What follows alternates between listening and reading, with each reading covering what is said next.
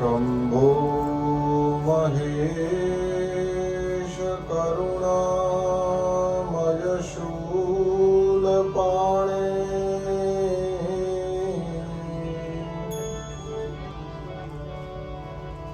गौरीपते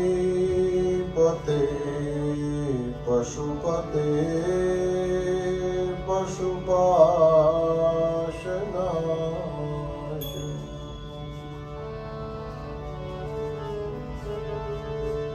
काशीपते करुणया जगदेतदेक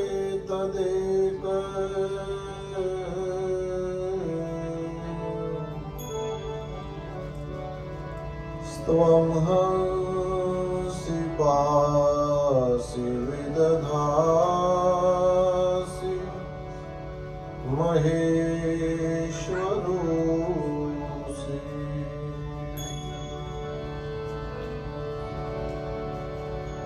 त्वत्तो जगद्भवति देव भव स्मरारे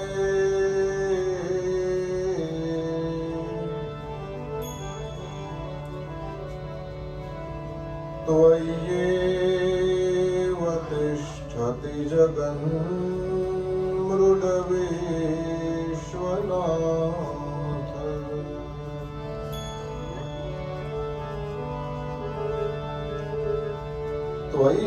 त्वय्येव गच्छति लयं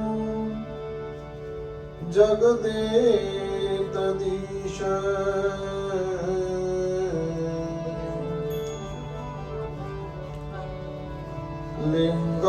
लिंगात्मके हर चराचर विश्वरूपे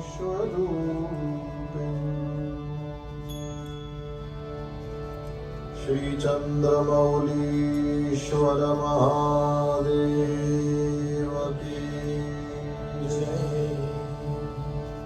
श्री महाकालेश्वर महादेव की जय। सद्गुरु भगवान की जय। ओम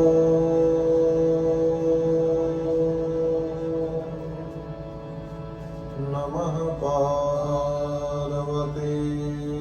पतये हर हर महादेव।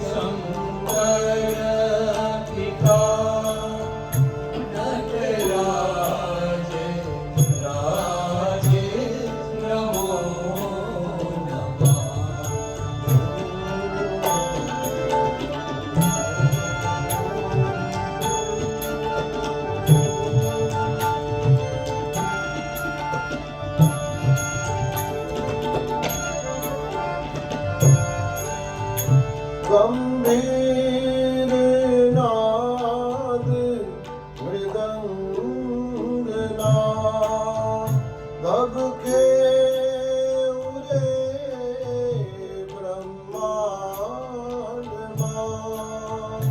गंभीर नाद मृदंगना जब के उरे ब्रह्मांडमा नित होत नाद प्रचंडना नटराज राज नमो नमः नित्य होत नाद प्रचंडना नटराज राज नमो नमः सत सृष्टितांडव रचयिता नटराज राज नमो नमः सतसृष्टि तांडव रचयिता नटराज राज नमो नमः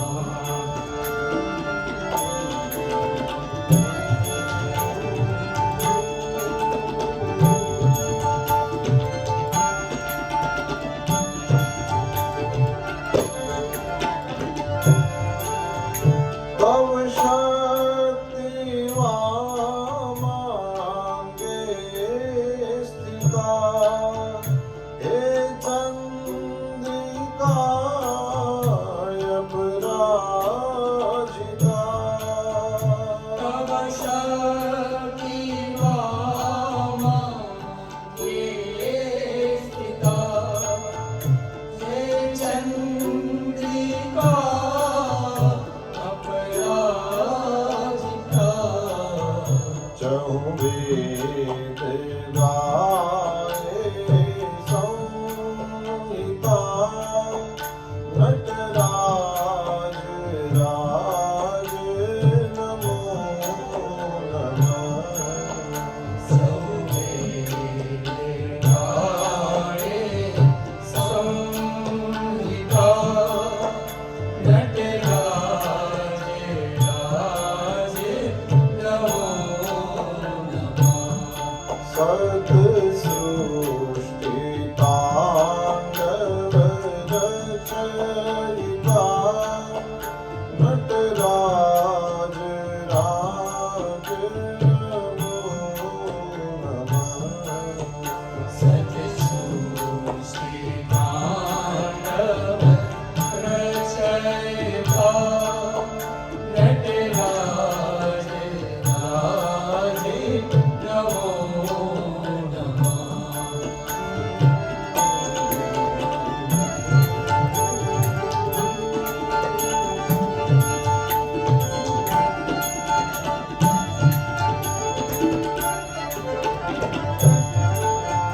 सिर ज्ञान गंगा चंद्रमा चित ब्रह्म ज्योति ललाटमा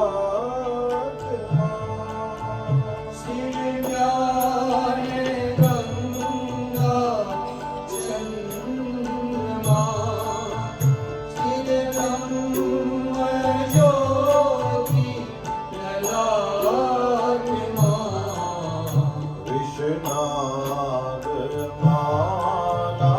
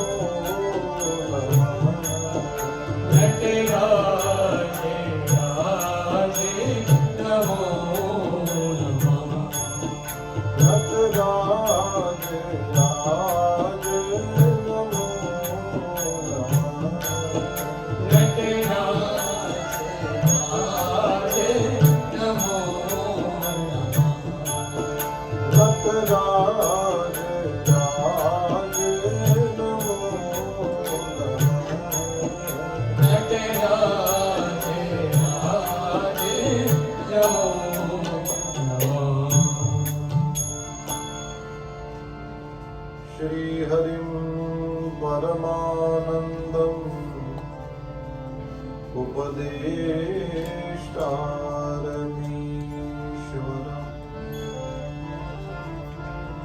व्यापकं सर्वलोकानां कारणं तं नमामि।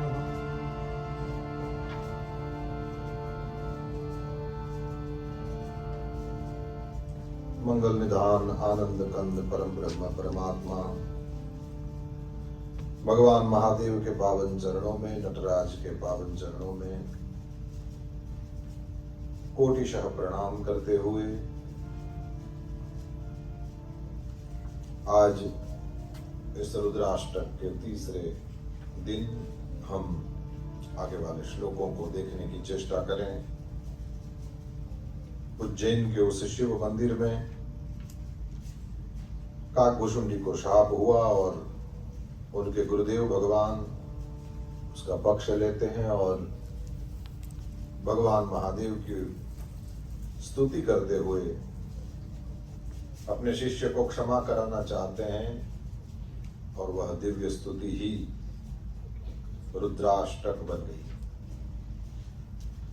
रुद्र शब्द का एक अर्थ शास्त्रों में यह भी दिया है, रुत कहते हैं दुख को,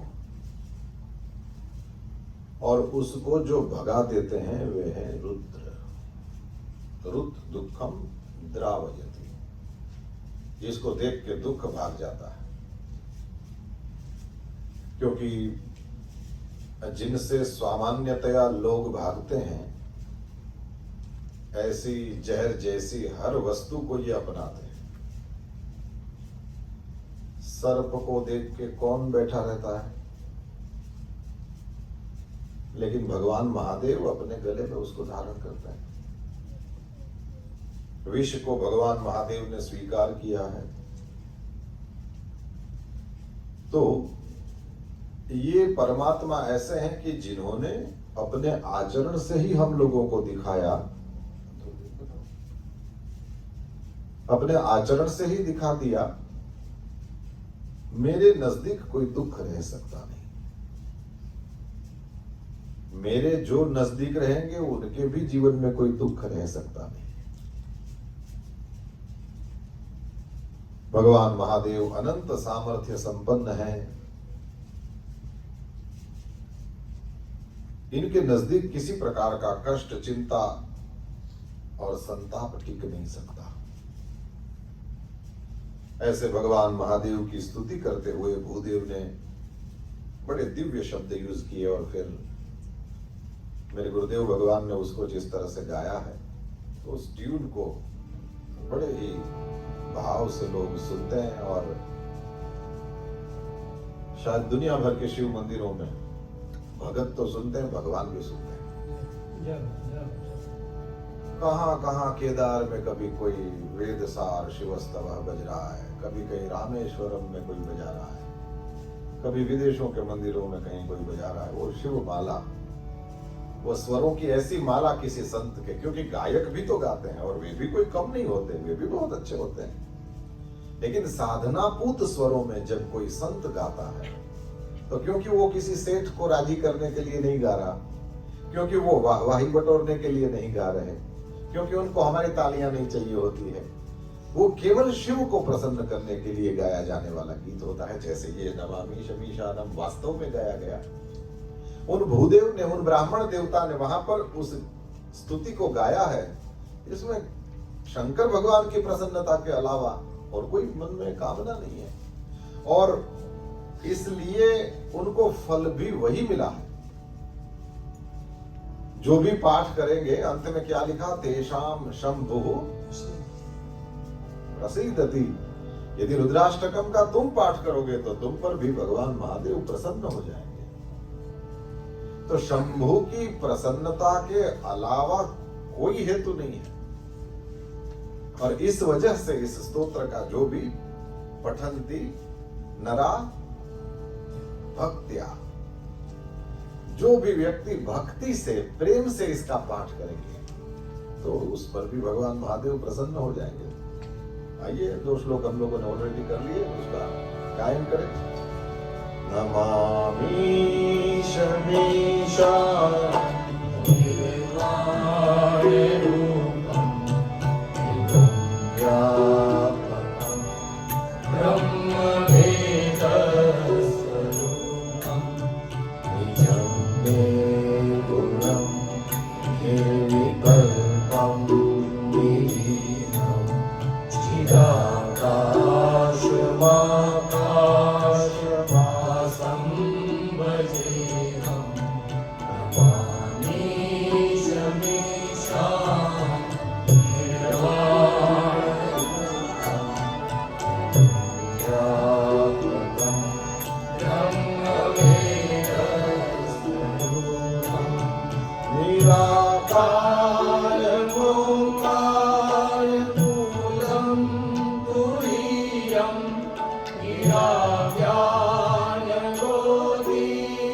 गिराव्यानगोदीनमीशं गिरीशं करालं महाकालकालं त्रिकालं गुणाकारसंसारपारं नतोऽहं नमामि शमीशा निर्वाणरूपं विभुं व्यापकम् ब्रह्मवेदस्वरूपं विभुं व्यापकम् ब्रह्मवेदस्वरूपं विभुं व्यापकम् ब्रह्मवेदस्वरूपं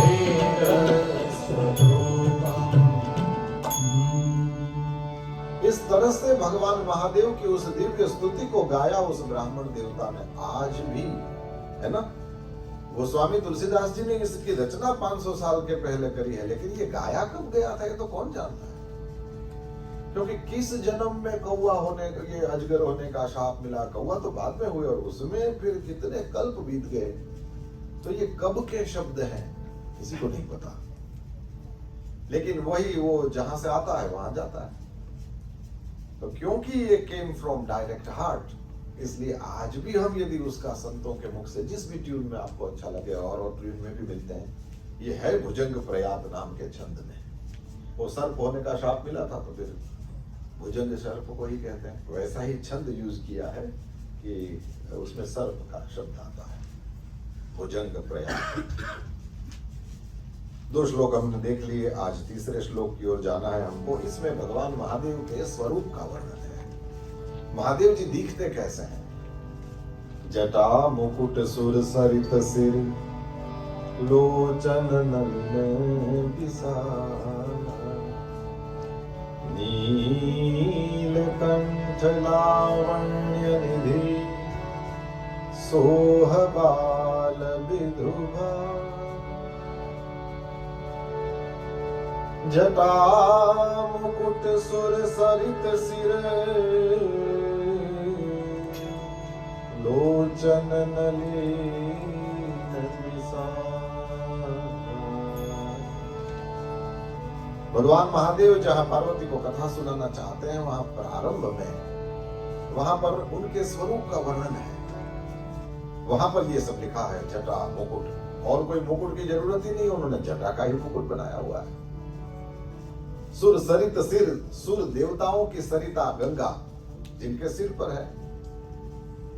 लोचन नलिन, लोचन कहते हैं आंखों को, नलिन कहते हैं कमल को। भगवान महादेव की आंखें कमल जैसी हैं। ये जब सुनो, ये वर्णन भी इसीलिए कर रहा हूं कि आपकी खुली या बंद आंखों के सामने भगवान महादेव का एक स्वरूप प्रकट हो। नलिन जैसे लोचन, कमल जैसी दिव्य आंखें हैं भगवान महादेव की, और वे नेत्र कैसे हैं, विशाल। ये मनुष्य का जो शरीर होता है उसमें कैसे, कैसी नाक हो, कैसी आंख हो, कैसे कान हो, कैसा ये कंठ हो, कैसे हाथ हो, उसका एक वर्णन और उसका एक शास्त्र है कि ऐसी नाक हो तो आदमी ऐसा होता है। नहीं આપણે ત્યાં આ બહુ લાંબુ ના હોય તો ખરાબ ગણાય નહીં, अच्छा बोले खराब हो तो ये मनुष्य का शरीर कैसा हो उसका पूरा शास्त्र है। और उस शास्त्र के मुताबिक बड़ी बड़ी आंखें होना ये बहुत अच्छा माना जाता है। आंखों का बड़ा होना ये सौभाग्य का चिन्ह है और विशेषकर महिलाओं में ये बहुत अच्छा माना जाता है। लोचन नलिन विशाल, विशाल बड़ी बड़ी आंखें हैं भगवान महादेव की। और नीलकंठ, पूरे भगवान महादेव हैं सफेद वर्ण के और केवल गला है नीला, नीलकंठ। और लावण्य निधि, फिर भी भगवान महादेव सौंदर्य के धाम है। लावण्य यानी सौंदर्य, उसके धाम है। और सोह बाल विदुर, बाल बाल विदुर छोटा सा चंद्रमा, यानी पूर्णिमा का हो तो बड़ा और दूज का हो तो छोटा। और दूज का चंद्रमा वो भगवान महादेव के भाल में यानी मस्तक पर सुशोभित है, इसलिए चंद्र मौली ये कहते हैं। मौली माने मस्तक। तो भगवान महादेव इतने सुंदर हैं। गोस्वामी तुलसीदास जी ने जहां पर वे राम कथा प्रारंभ करना चाहते हैं वहां पर उनका स्वरूप का वर्णन किया है। बैठे सो है कामधेनु कैसे, धरे शरीर शांत रस जैसे।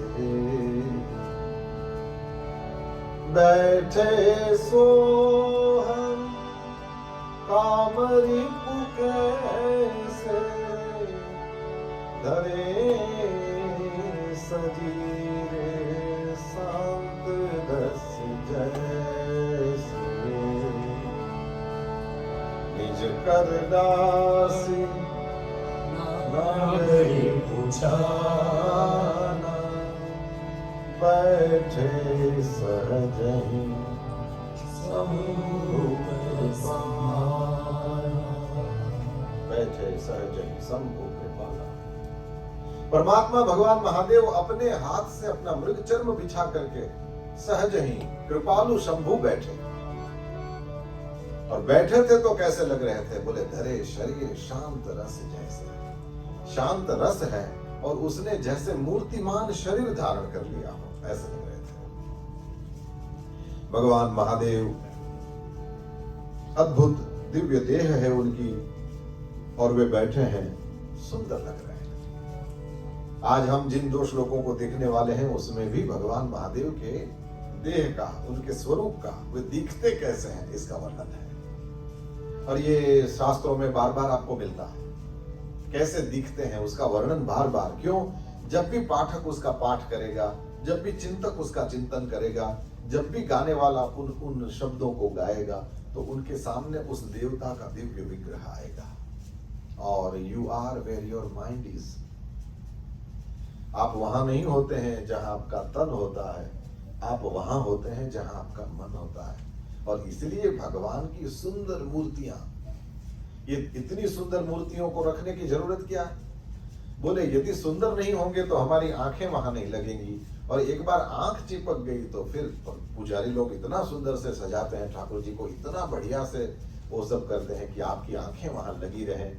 और जिनका जो इष्ट देव होगा उसकी आंखें वहां लगी रहेंगी और आपकी आंखें लगेंगी वहां, तो फिर आपका मन जाएगा और आप वहीं हो जहां आपका मन है। भगवान का स्वरूप इतना सुंदर इसलिए बनाए। और इसलिए आपके घर में भी भगवान की यदि कहीं फोटो लगी हो तो ये ध्यान रखना चाहिए कि आंखें चिपक जाए, इतनी बढ़िया होनी चाहिए। आपको उनको देखते ही रहे आप, इतने सुंदर भगवान होने चाहिए, क्योंकि फिर वही होगी आपका मन और वही हो गया आप। सांदीपनी में हमारे यहाँ कभी कोई संत पधारे थे, आपने इतना अच्छा कहा कि मन को नित्य भगवान में रखना हो तो घड़ी का सहारा लो। बोले इसमें घड़ी क्या काम करती है? भगवान में मन लगाना है, घड़ी तो ये दिखाती कितना बजा है ना? इसमें घड़ी की मदद लो, ये क्लॉक विल हेल्प यू। भगवान में मन लगाने में घड़ी मदद करेगी। कैसे करेगी भाई?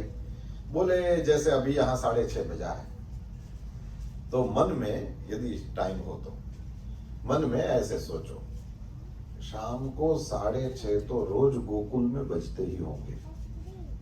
घड़ी नहीं हो क्या लेना देना, टाइम तो आता होगा ना। ये उस समय ठाकुर जी क्या करते होंगे? और देखो तुम कहां हो। अयोध्या के राजमहल में रोज शाम को 6:30 बजे राम जी क्या करते होंगे? असल थोड़ी रामायण में लिखा होगा, अब आपके राम आपकी रामायण। अब आपका मन, आपका तन, सब कुछ भगवान को समर्पित। ये ऐसी छोटी छोटी चाबियां हैं कि आपको बड़ी काम लग सकती हैं। और नहीं, वो ऐसे कहते हैं just to kill the time. Time को हम कभी कील नहीं कर सकते, यही सबको कील कर देता है। इसको सफल या निष्फल किया जा सकता है ना? समय निष्फल भी हो सकता है और समय सफल भी हो सकता है। सफल कैसे होता है? बोले ऐसे होता है। मैंने देखा है, जिसको भी भगवान का नाम का जप करने की आदत हो किसी निश्चित समय पर, वो दुनिया में कहीं भी बैठे हों, जब भी उनका समय होगा तो अंदर से ही ऐसी आवाज आएगी कि भगवान का नाम लेने का समय हो गया। व्हीकल्स में, वो पब्लिक व्हीकल्स में जाने वाले लोगों को मैंने देखा है, उनका समय होते ही वे तुरंत यूं करने लगते हैं। वो न्यास व्यास किया अपना और तुरंत जब शुरू। क्यों? बोले उसका समय हो गया है। मन अपने आप ही पवित्र होने लगता है। अपने आप ही कहीं पर पालथी मार के बैठ जाने का मन करता है। ये क्या हुआ? बोला वो मन से भगवान के पास। और मन से भगवान के पास कभी भी कोई भी रह सकता है। ये परिवार में किसी की मृत्यु हो गई हो तो फिर उतने दिन तो सेवा नहीं करते ना भगवान की, उतने दिन दिया नहीं जलाते, उतने दिन तक माला को नहीं छूते, पुस्तक को नहीं छूते।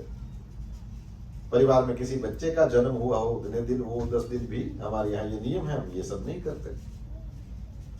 तो लेकिन मन से वहां करने की कौन मनाही करता है? मन से तो तुम शरीर से पवित्र हो कि अपवित्र हो, मन से तो परमात्मा के पास बैठ ही सकते। तो हम वहां होते हैं जहां हमारा मन होता है। और भगवान का सुंदर श्री विग्रह बनाया ही इसलिए जाता है कि हमारा ध्यान वहां लग जाए, परमात्मा के देह में हमारा ध्यान लग जाए। अच्छा भाई, ये तो जब तक मंदिर में हो तब की स्टोरी है ना।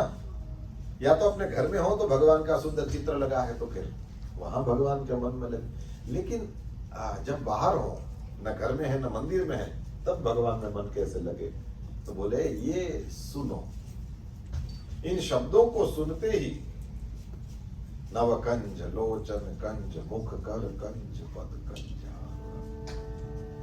तुरंत ही श्री रामचंद्र कृपालु भज मन हरण भव भय दारुणम। आपके मन में राम आए बिना रहेंगे नहीं, है ना? जैसे ही श्री कृष्ण गोविंद हरे मुरारे हे नाथ नारायण वासुदेव, तुम मन से वहां पहुंच जाते हो। ये शब्द का फायदा है, ये ऋषि महर्षियों के शब्दों को बोलने का फायदा है। और उसके द्वारा प्राप्त क्या होता है? बोले आपको भगवान तक ले जाना है और उसमें ये सहायक बनता है। तो मैंने देखा कहां काम की जगह और कहां घर, तो कभी कभी तो आधे घंटे का ड्राइव, कभी कभी पौने घंटे का ड्राइव, कभी कभी 1 घंटा, कभी कभी 2-2 घंटा, 3-3 घंटे वाले को भी मैं जानता हूं। और 1 सेकंड व्यर्थ नहीं जाता उनका। जैसे ही यहाँ गाड़ी में वो बटन दबा दिया स्टार्ट, और इधर भी वो उसका स्टार्ट हो जाता है। और शांतम शाश्वतम अप्रमेय मनगम निर्वाण शांति प्रदम ब्रह्मा शंभु फणीन्द्र सेव्य मनीषम वेदांत वेद्यम विभुम। सुंदरकांड शुरू हो जाता है उसका। वो काम की जगह आने से पहले सुंदरकांड पूरा हो जाता है। कुछ नहीं तो भजन सुनते हैं, कभी कभी वो अपनी भाषा में वो जो लोक साहित्य वाले और वो सब उनकी बातों को सुनते हैं, लेकिन समय को व्यर्थ नहीं जाते। कभी कभी जप करते हुए जाते हैं, अपना 1 सेकंड खराब नहीं करते। ये और कुछ नहीं, ये जो सारी चीजें हैं, ये शब्द ब्रह्म में आपको मूल तो वहां तक ले जाना चाहता हूं, भगवान के करीब जाने के ये रास्ते हैं। फिर तुमको गाना अच्छा लगता है, कोई चिंता नहीं, अपनी कार में अकेले ही हो, किसी को बोर करने की जरूरत नहीं, खुद बोर हो गाओ। और ठंडे ठंडे पानी से नहाना चाहिए, और गाना आए या ना आए। क्योंकि यदि हमको गाना नहीं आता तो ये दूसरों को सहना है ना, हमको क्या, हमको तो ललकारना चाहिए। गाना अच्छा लगे उस तरह से जाओ, पाठ करना अच्छा लगे वैसे करो, पढ़ना अच्छा लगे वैसे करो। तो इस तरह से भगवान के स्वरूप का दिव्य वर्णन किया जाता है उन शब्दों में। और वो शब्द ही हैं जो आपको एकदम वहां पहुंचा देते हैं। करारविंदेन पदारविंदम मुखारविंदे विनिवेशयन्तम् वटस्य पत्रस्य पुटे शयानम् बालं मुकुन्दं मनसा स्मरामि। अब ये बिना अर्थ के बोल दिए। अब इसको समझो ये कहना क्या चाहता है। बालम मुकुंदम, बाल मुकुंद छोटे से भगवान कन्हैया को मैं मन से मैं उसको स्मरामी, मैं उसको याद करता हूं। बाल मुकुंद करता क्या है? करारविंदेन, अपने दोनों हाथों से, कर हाथ, अरविंद कमल, कमल जैसे हाथों से क्या करता है? पदारविंदम, उसका चरण अपने हाथों से ही उठाता है। छोटा सा बाल मुकुंद और अपने हाथों से अपने पैर को उठाता है। और मुखारविंदे, अपने मुख कमल में विनिवेशयन्, अपने हाथ से अपने पैर को उठा के उसके अंगूठे को अपने मुंह में लेता है, चूसता है। कहां पड़ा है? वटस्य पत्रस्य पुटे शयानम्, वट बनियन ट्री, वडलो, हाँ वड, बरगद, घना शब्द कीधा बस હવે ओके। बरगद के पत्ते के दोने में सोया है। बरगद का पत्ता कितना बड़ा होता है आखिर? और वो दोना होए तो कितना, मेरे शायद मेरे हाथों जितना होगा। इसमें सो गया तो टोटल कितना होगा? तो यही तो है, जब हम पैदा हुए थे तो कितने थे? बड़ के पत्ते के दोने में शयानम, सोया हुआ। वटस्य पत्रस्य पुटे शयानम, ऐसे बालम मुकुंदम मनसा स्मरामि। अब इतनी देर के लिए बताओ, आप सियाटल में थे क्या? इतनी देर के लिए आप उस बड़ के दोने में, इतनी छोटी जगह में तुम भी घुसे थे, हो गया? तो जहां भी अर्थ समझ में आता है उस तरह से फिर हमारे सामने मूर्ति बनने लगती है। और वो मूर्ति जो है वो बड़े काम की है, क्योंकि आपके मन में वो मूर्ति घुसी है, अब वो अपने में आपको भी संभालेगी। इसलिए जब स्तुति होती है तो वर्णन किया जाता है, आप कैसे दिखते हो। अब भगवान महादेव ने इधर शाप दिया है उसको, और ये ब्राह्मण देवता क्या बोल रहे हैं? तुषाराद्रिसङ्काशगौरं गम्भीरं मनोभूतकोटि प्रभासी शरीरं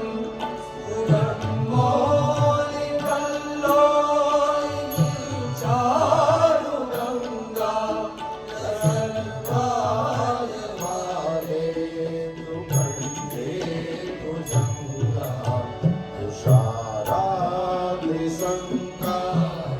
गौरं गभीरं मनोभूतकोटि प्रभासी शरीरं मौलिकल्लोलितं चारुगङ्गा सद्भालवाने दुकण्ठे भुजङ्गा नमामि शमीशा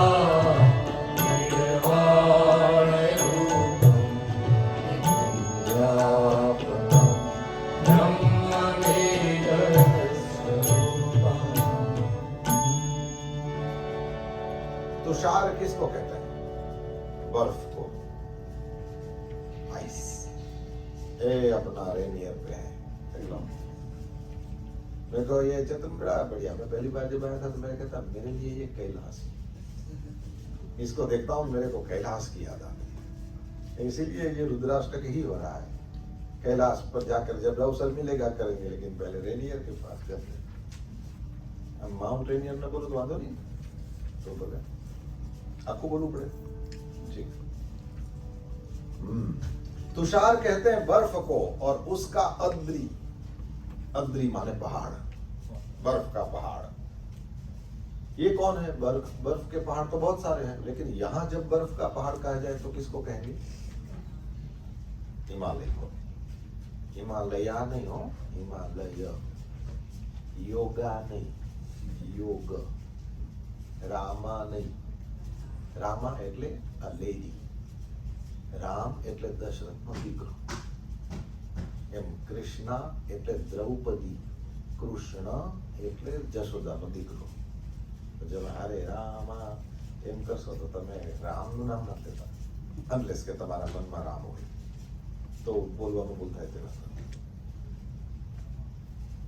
तुषार का अद्री, बर्फ का पूरा पहाड़, और उसके जैसा, ये जब संस्कृत में किसी को कहना हो इसके जैसा तो संकाशम, ऐसा ही दूसरा प्रतिकाशम, ऐसे ऐसे शब्द हैं। तो संकाशम का मतलब वैसा ही, जैसे बर्फ का पहाड़ हो, जैसे हिमालय हो, वैसा ही। अच्छा, रामचरितमानस का थोड़ा भी अभ्यास करते होंगे तो पता होगा ये मंदिरों का उपयोग यही है। आप लोग आते हो तो उस समय थोड़ा बहुत, लेकिन एकाध रामायण की पुस्तक यहाँ देखो ऑलरेडी दिख रही है मेरे को, पंडित जी से मांगो और थोड़ा बहुत रामायण का पाठ करो।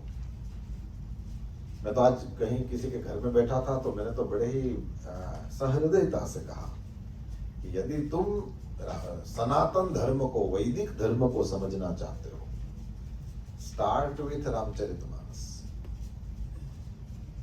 पढ़ना सरल, राम जी का नाम सरल, राम जी का काम सरल, राम जी की कथा सरल, और रामचरितमानस में से थ्रू हो। सबसे पहले प्रारंभ यहां से करो। लोग सीधा भगवत गीता उठाते हैं, आई हैव गीता, हमने की खबर तो। इसको समझना कोई आसान चीज नहीं है। ये तो अपने यहाँ सुप्रीम कोर्ट का काम करती है भगवत गीता। पहले रामायण में जाओ, फिर दूसरे दूसरे पुराणों को, महाभारत को देखो, श्रीमद् भागवत में जाओ, और धीरे धीरे करके फिर तुमको लगे कि ना मैंने सब देख लिया है, हमारी बात हो रही थी, सब देख लिया है लगे तो फिर भगवत गीता में प्रवेश होता है, नहीं तो शुरुआत से ही फंस जाओगे।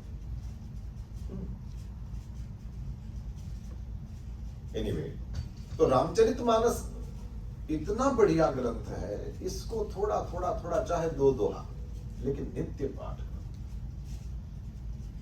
हमारे भारत में जो सिनेमा का जगत है वो उसको बॉलीवुड बोलते हैं ना, उसके शहंशाह श्री अमिताभ बच्चन, कभी उन्होंने, कोई हंसने वाली बात नहीं,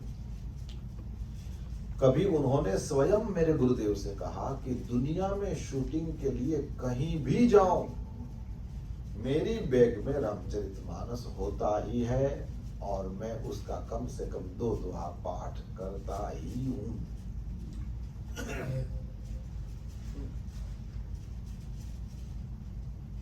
उत्तर प्रदेश से है, उनका शरीर प्रयाग से है, इसलिए स्वाभाविक रूप से रामचरितमानस का वहां बहुत ज्यादा प्रचार, और बच्चा बच्चा रामचरितमानस की चौपाइयों को जानता होगा।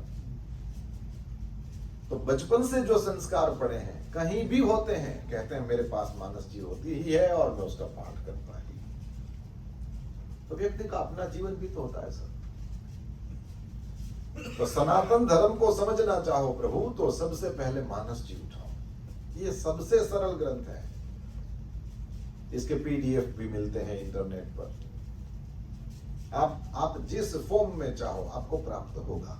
किंडल बसाया है तो उसमें भी डाउनलोड कर सकते हो। जिस भाषा में आपको समझ में आता हो उस भाषा में मानस जी प्राप्त होते हैं। तो मूल बात खाली इतनी है कि सनातन धर्म को जो समझना चाहता है उसको रामचरितमानस से थ्रू होना चाहिए।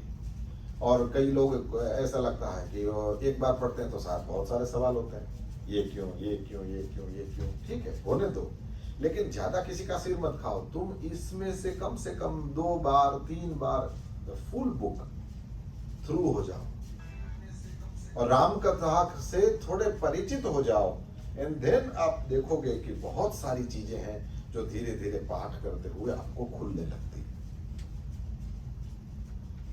मंदिरों का यही उपयोग है। यहाँ पर आओ, बैठो, आपको जो अच्छा लगे, श्रीमद् भागवत की पुस्तक पढ़ी हो, मानस जी की पुस्तक पढ़ी हो, और कई लोगों को मैंने देखा रोज सुंदरकांड करते हैं। मैं तो कहता भी हूं उन लोगों से कि सुंदरकांड करना गलत नहीं है, लेकिन यदि 60 दोहा करने का टाइम है तो आगे वाले 60 दोहे पढ़ो ना। पूरी मानस जी, जैसे भगवत गीता में 12वां 15वां अध्याय अच्छा नहीं है ऐसा नहीं है, लेकिन पूरी भगवत गीता अच्छी है। क्यों केवल 12वें 15वें में ही हमारी सुई अटकी हुई है? भागवत में दशम स्कंद अच्छा है, मैं मानता हूं, लेकिन फिर बाकी स्कंधों ने क्या खराब किया है तुम्हारा?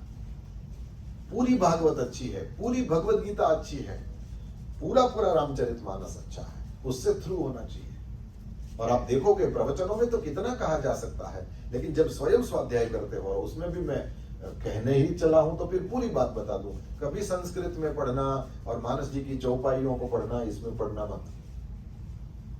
जो स्वाध्याय नहीं करते होंगे उनको ये सब अनुभव होंगे नहीं होंगे मुझे नहीं पता, मैं विद्यार्थी के रूप में आपको कह रहा हूं, अ स्टूडेंट। जैसे हम सब एक ही क्लास में पढ़ते हो, उस तरह से इस बात को एकदम फ्रेंड की तरह कह रहा हूं। कभी भी मूल श्लोकों का पाठ नहीं करना, चौपाइयों का पाठ नहीं करना, क्योंकि तुषाराद्रि संकाश गौरम गंभीरम बोलते हुए तुम चले जाओगे तो कहीं हिमालय दिमाग में आएगा नहीं। आता है? क्यों नहीं आता?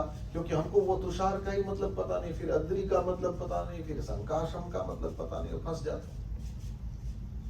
तो वो तो मंजीरा लेके पूरा मानस पाठ करना आसान है, लेकिन एक अक्षर समझ में नहीं आता।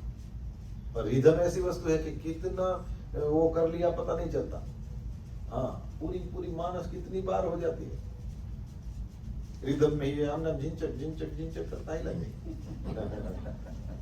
काई ना हम बताओ। दो लोग थे, एक गांव से दूसरे गांव जा रहे थे। रात पड़ी तो दोनों ने सोचा ये वर्षा की ऋतु है और हम लोगों को किसी के घर में रुक जाना चाहिए। दरवाजा खटखटाया, मालिक ने दरवाजा खोला और कहा कि कौन है? बोले हम यात्री हैं, एक गांव से दूसरे गांव जा रहे हैं, रात हो गई है और हम दोनों को आसरा चाहिए।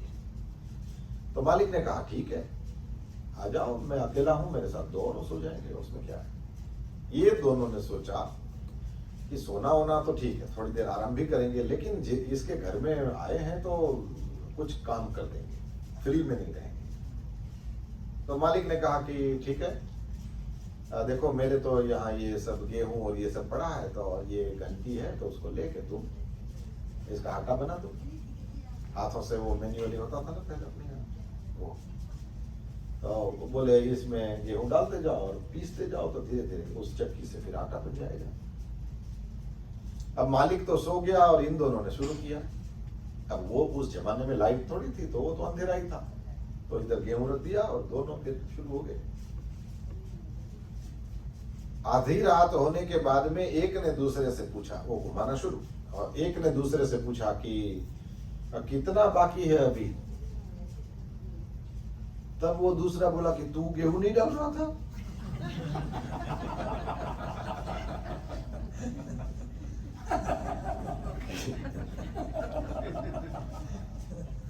घंटी भी फिर एक तनखा निकला गाँव ना हो इधर। तो आटा तो नहीं बना, गौना वाला दो पार्ट होते हैं ना, सामने सामने पत्थर होते हैं, ये अर्धी अर्धी इंच ओछा ठीक है।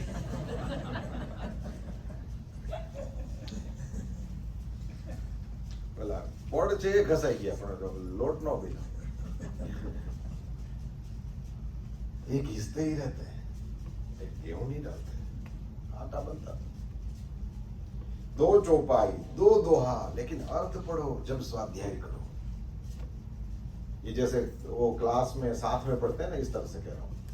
जब भी गीता पढ़ो, श्लोक नहीं, वो यदा यदा ही धर्म से सबको सिखा दिया है। अभी किसी को पकड़ो कि इसका मीनिंग क्या है, वहीं रुक जाते हैं।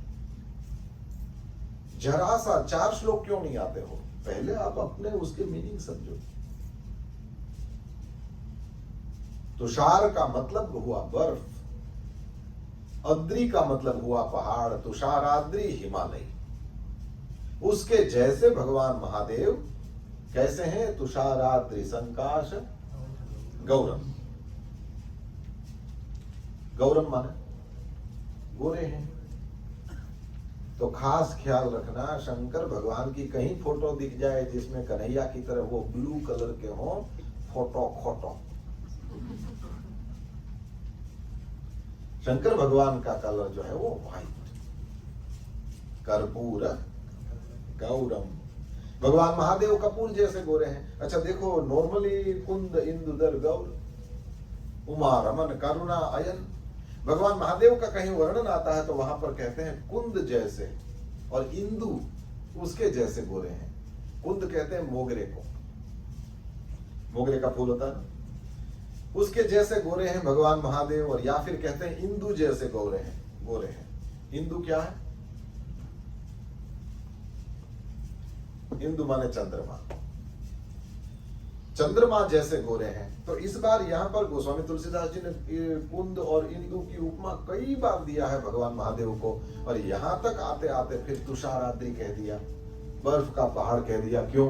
मानस पीयूषकार ने लिखा है कि इसलिए कि मोगरे का फूल भी एकदम हमेशा देखो तो वैसा का वैसा नहीं होता।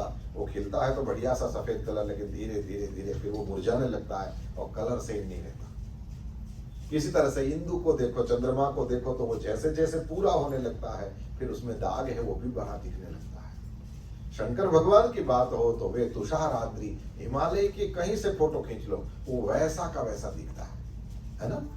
हिमालय को कहीं से भी कभी भी देख लो वो वैसा का वैसा गोरा दिखता है। भगवान महादेव वैसे ही शुद्ध हैं, स्वच्छ हैं, ऐसे ही धवल हैं। भगवान महादेव का वर्ण है तुषाराद्रि संकाश गौरम। फिर दूसरा, उसके आगे वाला भगवान महादेव के स्वरूप का वर्णन करते हुए कहा गंभीरम। भगवान महादेव गंभीर है। गंभीर को वैसे तो सीरियस को गंभीर कहते हैं ना हमारे यहाँ, तो वैसे शांत रहने वाले इसलिए गंभीर है। और ये देखना आप, जहां भी साधना का फल प्राप्त हुआ हो और या जहां पर भी संसार का अनुभव ले लिया हो, ऐसे लोग प्रायः गंभीर होते हैं। हाँ जी, उनका मूड नहीं है ऐसा नहीं, पर उन्होंने संसार को देख लिया, ये देख लिया संसार कैसा है और धोखे की टट्टी है, इसमें कुछ निकलता नहीं है। हम यूज हो जाते हैं, संसार में कोई फर्क नहीं पड़ता। संसार आपको चूस लेता है। नहीं, वो जैसे कहा जाता है कि कोई सिगरेट पीता है तो इसमें सिगरेट पीने वाला सिगरेट को चूस रहा है कि सिगरेट ही पीने वाले को चूस लेती है। तो जो रिजल्ट है उसमें तो दिखता ऐसे नॉर्मली कि सिगरेट पीने वाला है वो सिगरेट को चूस रहा है, लेकिन रिजल्ट में तो उल्टा दिखता है कि वो इतनी सी और ये इतना बड़ा, लेकिन इसको इसने चूस लिया। भोगा न भुगता वयमेव भुगता। भगवान आदि शंकराचार्य स्वामी ने कहा, भोगों को हम नहीं भोगते, भोग हमको भोग लेते हैं। इसलिए जिन्होंने भी साधना का अमृत प्राप्त किया हो या जिन्होंने भी संसार का वास्तविक स्वरूप देख लिया हो, वे शांत हो जाते हैं। इसलिए किसी भी बड़ी उम्र वालों को देखो, वो शांत होते हैं।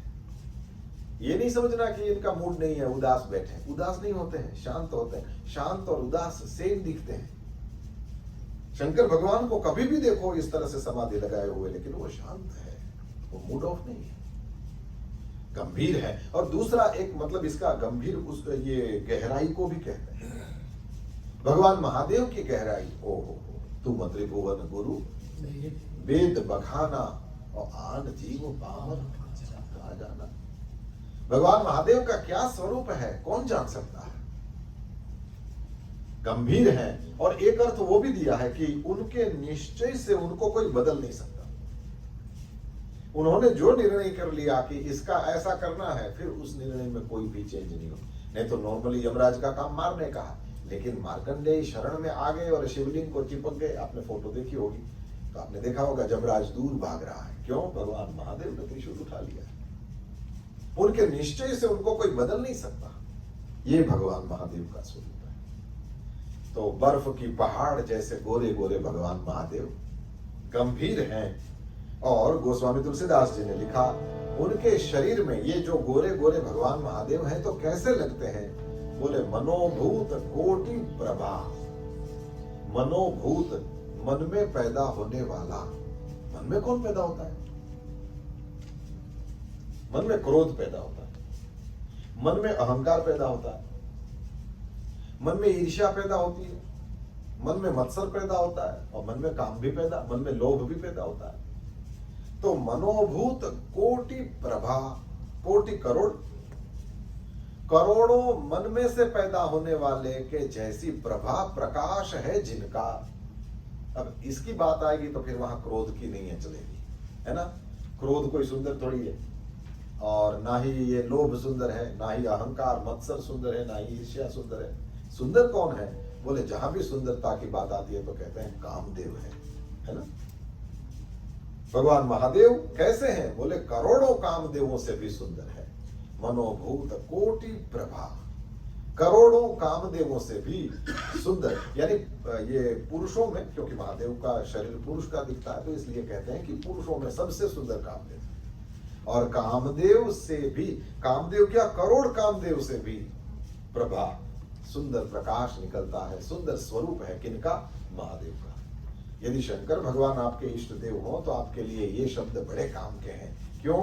बोले मेरे भगवान जैसा कोई नहीं। जैसे कल हमने जरा सा वो गणेश जी का उल्लेख किया था आपके सामने, और भगवान महादेव ने फिर अपने बच्चे को अपना वह दिव्य स्वरूप दिखाया भी। मनोभूत कोटि प्रभा, और शरीर नहीं, भगवान महादेव का शरीर कैसा है? श्री शरीर है ना। देह की शोभा उस करोड़ों कामदेवों की शोभा वाले भगवान महादेव का सुंदर शरीर है। तुषाराद्रिसंकाश गौरम गभीरम मनोभूत कोटि प्रभाश्री शरीरम। इतने सुंदर भगवान महादेव हैं, तो फिर अब इस शोभा में और ज्यादा सुंदर, जैसे एक तो छोटा बच्चा सुंदर लगता है, अब उस छोटे बच्चे को जब तुम बढ़िया वाले कपड़े पहना देते हो तो और सुंदर लगता है। और इसीलिए उस सुंदरता से ही, इस वजह से उसको नजर न लग जाए तो क्या माँ क्या करती है? बोले उसको एक काला टीका कर देती है। क्यों? बोले आपका ध्यान काले टीके पर चला जाए, मेरा बच्चा सुंदर नहीं दिखे, और बार बार उसकी नजर उतारती है, ऐसा करती है। तो वो कपड़ों में, और ये सही है, हाँ, एक नूर आदमी हजार नूर कपड़ा, ऐसे बोलते हैं। और वास्तव में ये है, ये कपड़ों से ही बड़ा प्रभाव पड़ता है। नहीं, वो कहते हैं समुद्र मंथन हो रहा था तो उस समय फिर समुद्र के पास तो लक्ष्मी जी भी थी और जहर भी था, दोनों समुद्र से निकले ना। तो समुद्र ने कहा कि किसको क्या दूं? तो कहते हैं पीतांबर देखा कि हाँ इसके ड्रेस सेंस गजब की है, उसको लक्ष्मी दो। और दिगंबर देखा तो विषम समुद्र, जहर दे दिया। दिगंबर को, जिसने वो बढ़िया कपड़े नहीं पहने थे, उसको जहर मिला। तो ड्रेस सेंस का भी महत्व है। और कृष्ण भगवान जैसी ड्रेस, विष्णु भगवान जैसी ड्रेस सेंस, आप शुक्ला जी के अपॉइंटमेंट कपड़ा पहने कहा था प्रधानमंत्री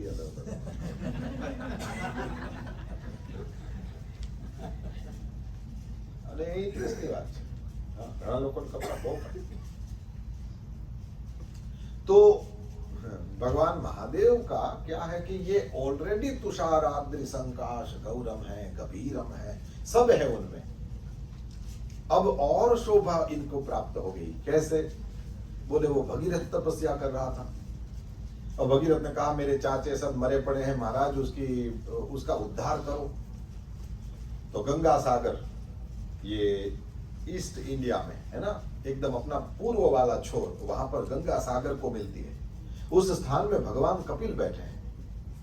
कपिल मुनि ने उस भगीरथ को कहा, वैसे तो अंशुमान और असमंजस को कहा था, तो ये असमंजस का बेटा अंशुमान कपिल मुनि को प्रसन्न करता है। अंशुमान को कहा कि यदि गंगा जी ऊपर से नीचे आए तो ही, और वो जल जो है वो तुम्हारे चाचाओं की राख पर उसके ऊपर से बह जाए तो फिर उन सबका मोक्ष हो सकता है। और गंगा कहाँ है? बोले वो तो स्वर्ग में है।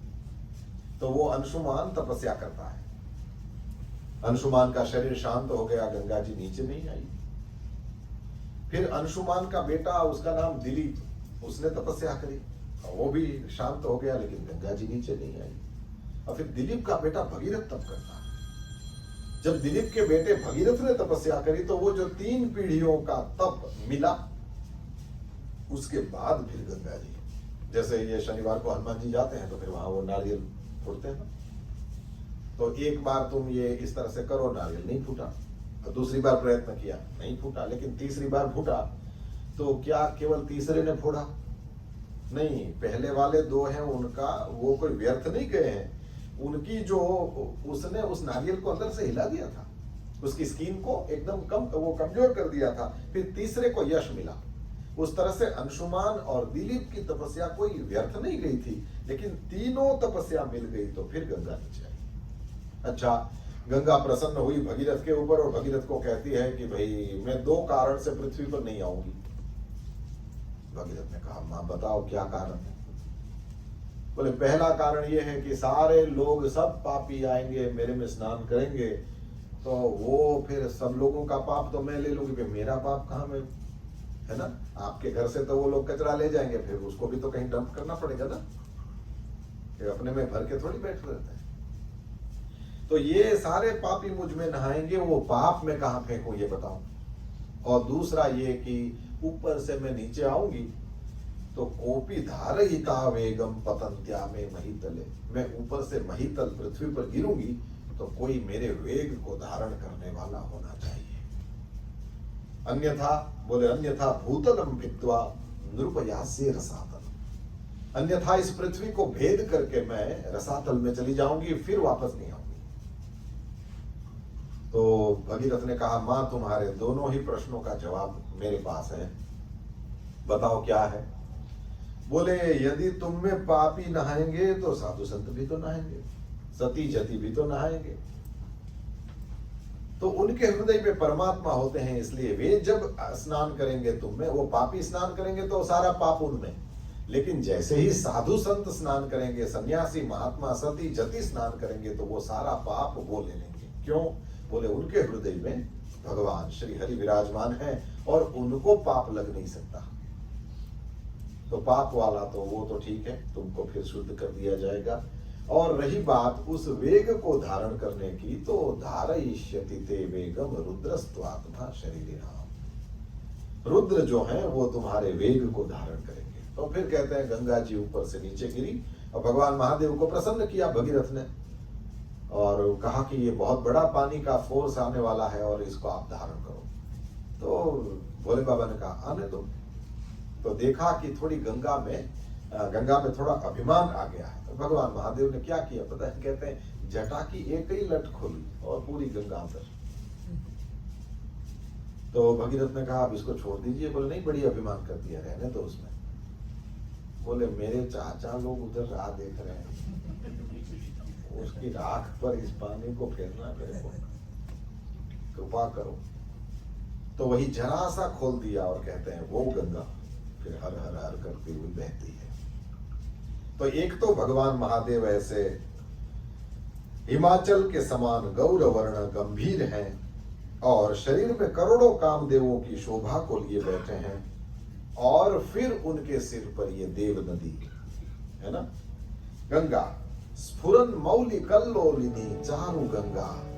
ये गंगा उनके मस्तक से बहती तो है लेकिन बहती नहीं है। जैसे कोई छोटी सी छोरी वो अपनी लंबी सी चोटी को हाथ में लेके जैसे इसको उछालती हुई पहाड़ के ऊपर से जैसे नाचती हुई उतरती हो, वैसे भगवान महादेव के मस्तक से गंगा नीचे उतरती है। तो वैसे तो सुंदर ही थे महादेव, ये गंगा के आने से, ये जटा से, गंगा के बहने से, इस जटाशंकरी के कारण शंकर की शोभा जो है वो और सुंदर हो गई। स्फुरन मौली कल्लोलिनी चारु गंगा, यह चारु माने सुंदर, कल्लोलिनी माने वो किल्लोल करती हुई, आवाज करती हुई जो चलती है ऐसी गंगा।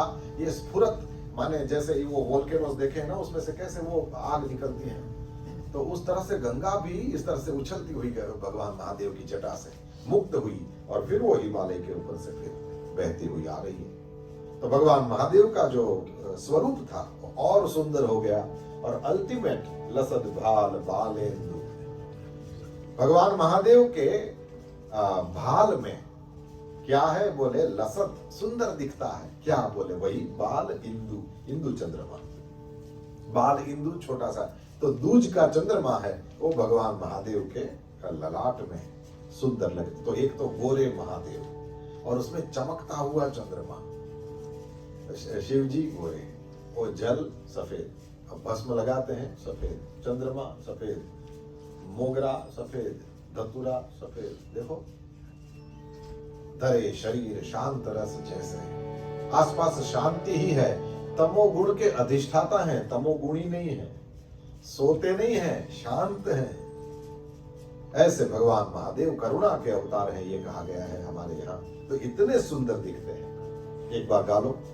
तुषाराद्रि संकाश गौरम गंभीरम मनोभूत कोटि प्रभासी शरीरम स्फुरन् मौलिकल्लोलिनी चारुगंगा रसद्भागवाणी गंधे भुजंगा नमामि ईशमीशा निर्वाण रूपम एवं व्यापकं ब्रह्मवेद स्वरूपम एवं व्यापकं ब्रह्मवेद स्वरूपम एवं व्यापकं ब्रह्मवेद स्वरूपम।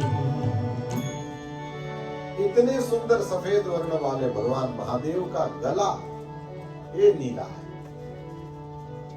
ये ऐसी अद्भुत लीला है भगवान महादेव की कि क्या कहें मेरे प्रभु। ये सबको पता है, ठीक है ना। देव दानव मिले, समुद्र मंथन किया, आशा अमृत की रखी थी और प्राप्त हुआ पहले विष। तो विष्णु भगवान के पास तो गए नहीं, खीर बनी हो तो हवेली को जाना चाहिए। जहर निकलने पर कोई रामकृष्ण के मंदिर में जाता नहीं, फिर शिव ही संभालते हैं।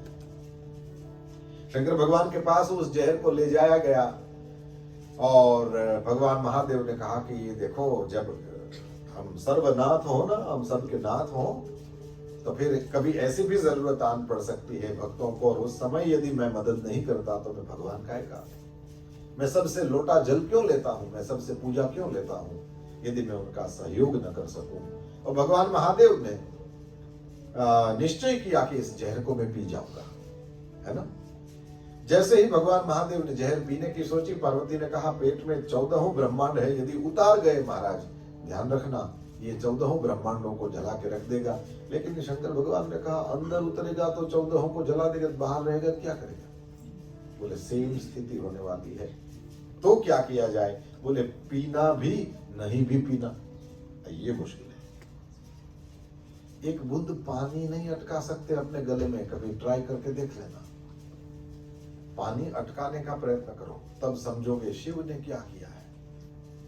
और पानी नहीं अटकाया, जहर है। और तस्यापि दर्शयामास स्ववीर्यम जल कल्मषः।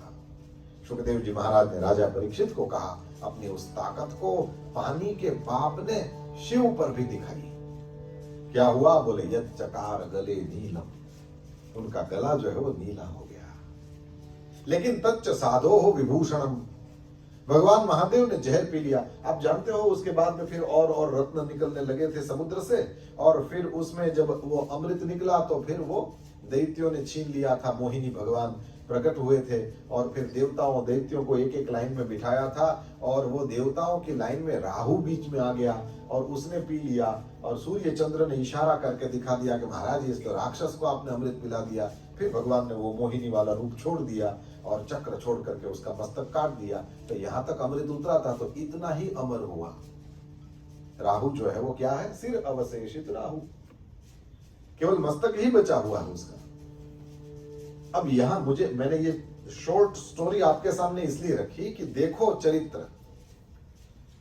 अमृत पी गया फिर भी राक्षस ही रहा, और मेरे महादेव जहर पी गए फिर भी महादेव ही रहे।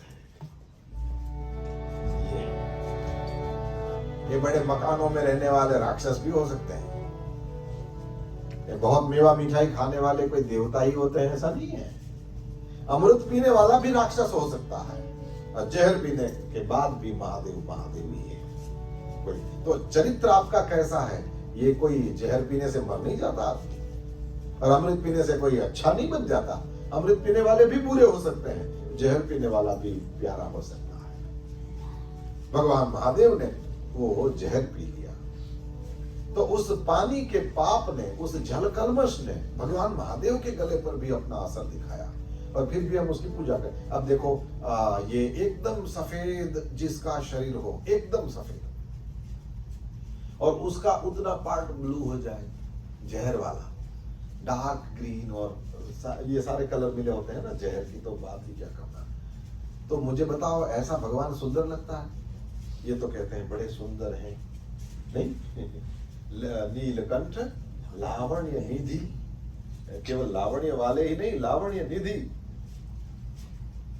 तो पूरा जो सफेद होगा उसको यदि ऐसा दाग लग जाए, पूरा उसका गला जो है इतना ये काले जैसा हो जाए, तो क्या अच्छा लगता है? बताओ।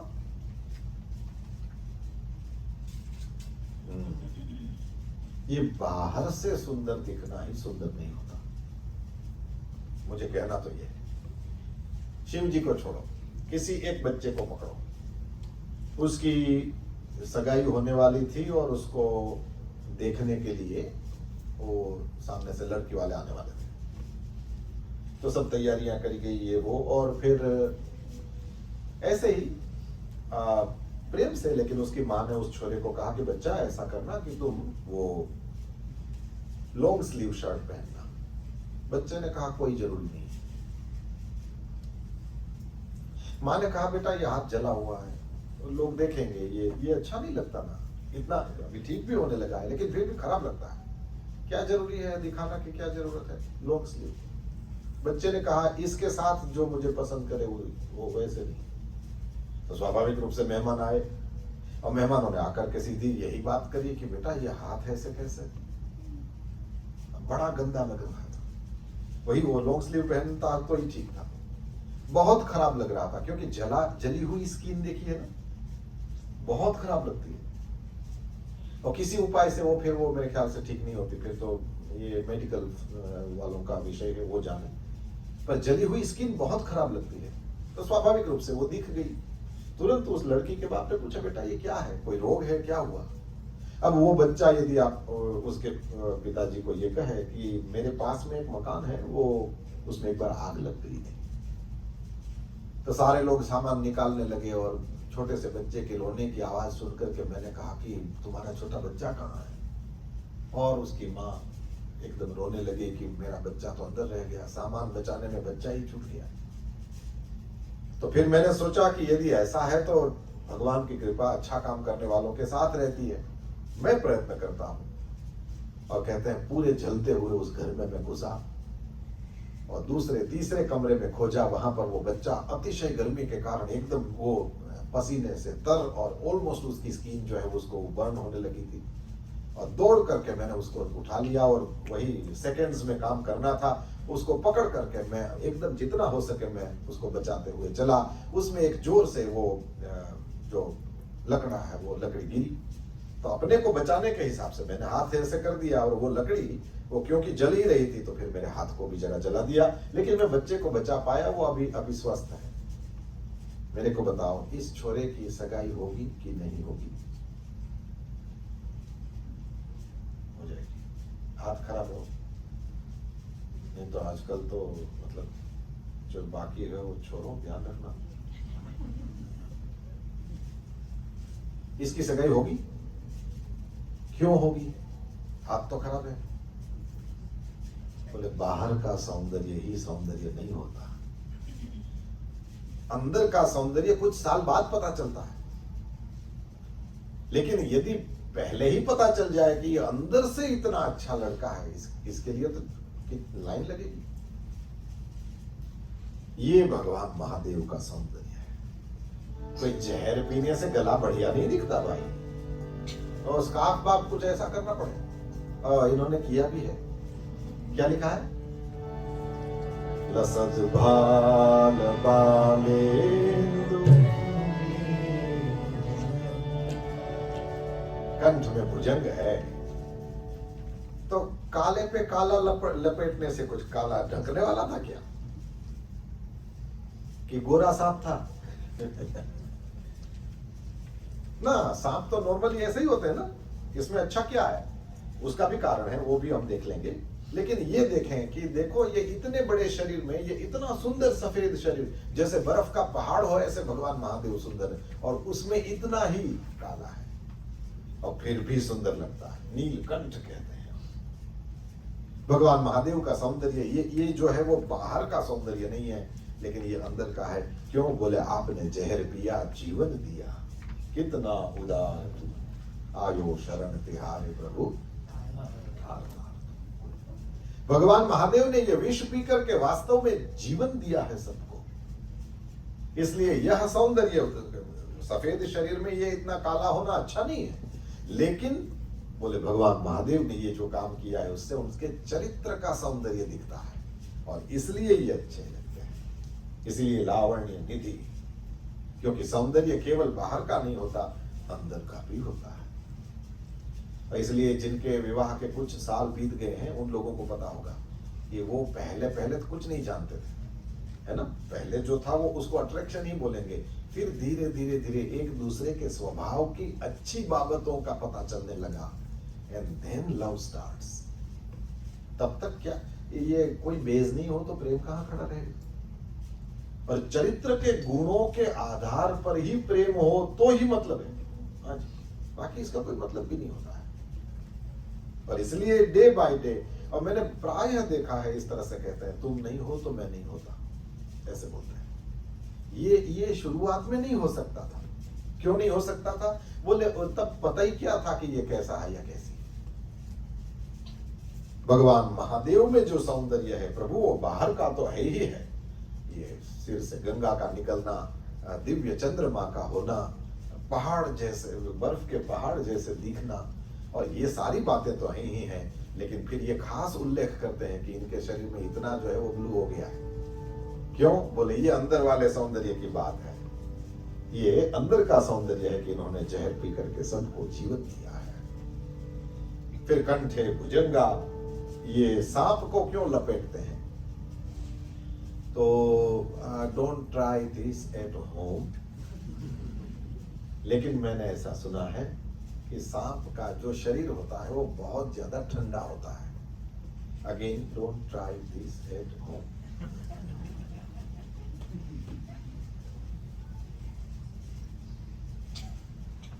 कहीं से निकल भी जाए तो वो रुद्राष्टक में सुना था, जरा छू तो इसको, ये मत करना। मैंने ऐसा सुना है कि सांप का शरीर बड़ा ठंडा होता है, और वो जहर की गर्मी को शांत करने के लिए भगवान महादेव वहां पर वो सांप को लपेटते हैं। और ये सारी चीजें, ये चाहे भस्म हो, चाहे जल को आप वो करते हैं, या बिल्व का वो है उसका आप प्रयोग करते हैं, ये सारी चीजें ठंडक देने वाली। और इसीलिए दुनिया के किसी शिवालय में जाकर देखना, एक विशेष प्रकार की ठंडक वहां होती ही है। वो जल अभी नहीं चढ़ाया हो फिर भी। हाँ, कंठे भुजंगा। तब ये तीसरा श्लोक पूरा हुआ। तुषाराग्नि संकाश गौरम, फिर गभीरम और मनोभूत कोटि प्रभा श्री शरीरम, और स्फुरन मौलि कल्लोलिनी चारु गंगा, और लसद भाल बालेन्दु कंठे भुजंगा। ऐसे निराले भगवान महादेव की बाला भाई बहुत अच्छी स्तुति गाते हैं। मेरा महादेव निराला है। थोड़ा सा हम आज एक भजन सुने इनसे और फिर हम आगे बढ़ेंगे। भोलेनाथ से निराला कोई नहीं, भोलेनाथ से निराला कोई नहीं, भोलेनाथ से निराला कोई नहीं, भोलेनाथ से निराला कोई नहीं, यहाँ कोई नहीं, यहाँ कोई नहीं, यहाँ कोई नहीं, यहाँ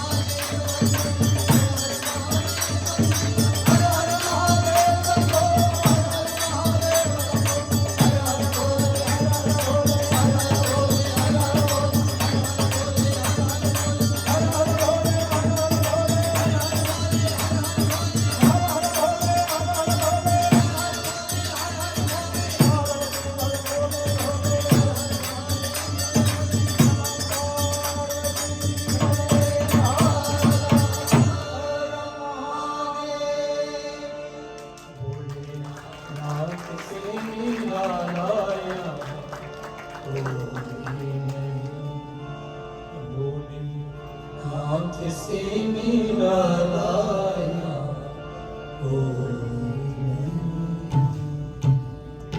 बोल महाकालेश्वर महादेव की। परमात्मा भगवान महादेव निराले हैं, उनसे निराला, उनसे यूनिक, उनसे अलग कोई नहीं है। चाहे उनके स्वरूप की बात हो, वे निराले हैं, चाहे उनके स्वभाव की बात हो, वे एकदम निराले हैं, चाहे उनकी सामर्थ्य की बात हो, भोलेनाथ जैसा कोई नहीं है, चाहे उनकी शक्ति की बात हो, चाहे उनकी संपत्ति की भी बात हो। पता है, ये लंका उन्होंने अपने रहने के लिए बनाई थी। जिसमें रावण रहता है, वो लंका शिव जी ने अपने रहने के लिए बनाई थी। पार्वती ने एक बार कहा, पार्वती जी की क्या अपने घर मजा न था तो बिचारो शंकर भगवान काम में लगी जाए। पार्वती ने कहा ये विष्णु भगवान देखो, ब्रह्मा जी देखो, सब लोग हम कितना फाइन फाइन તમે સૌ કશું કરતા જ नहीं। शंकर भगवान ने कहा तेरी इच्छा क्या है बता। बोले ये पहाड़ पे ऐसे ही जहाँ देखो बर्फ बर्फ बर्फ, ये बैल बैठा है, मैं हूँ, आप हो, ये क्या है, इसमें क्या मजा आता है। चाहती क्या है ये बोलना। बोले कोई बढ़िया घर हो। शंकर भगवान ने कहा इसमें कौन बड़ी बात है, आइलैंड खरीद के देते हैं। तुम किसकी बेटर आप हो पता है तुमको। तो लंका, अब वहां पर वो सोने की लंका बनवाया, और ये शिव जी को तो क्या था, विश्वकर्मा को बुलाया, विश्वकर्मा को कहा कि हमारे रहने के लिए बढ़िया घर बनाओ, और फिर उन्होंने शुरू कर दिया। सुंदर लंका का निर्माण हुआ। विश्वकर्मा ने भगवान महादेव को भगवान महादेव को विनती करी है, प्रभु आपको ठीक लगे तो आप, मैंने मकान बना दिया है और आप वो उस नगर में आप पदार्पण करो। भगवान महादेव पधारते हैं, एक एक जगह पर वास्तु के अनुसार सारा कुछ दिखाया गया। बहुत प्रसन्न हुए, वाह विश्वकर्मा तुमने पार्वती को प्रसन्न कर दिया होगा। पार्वती की ओर देखते महादेव कैसा बना, कोई चेंज करना है, कहीं कुछ खिड़की लगाना है, कोई है ना, मैंने आवो सोना गमे ले आओ जा।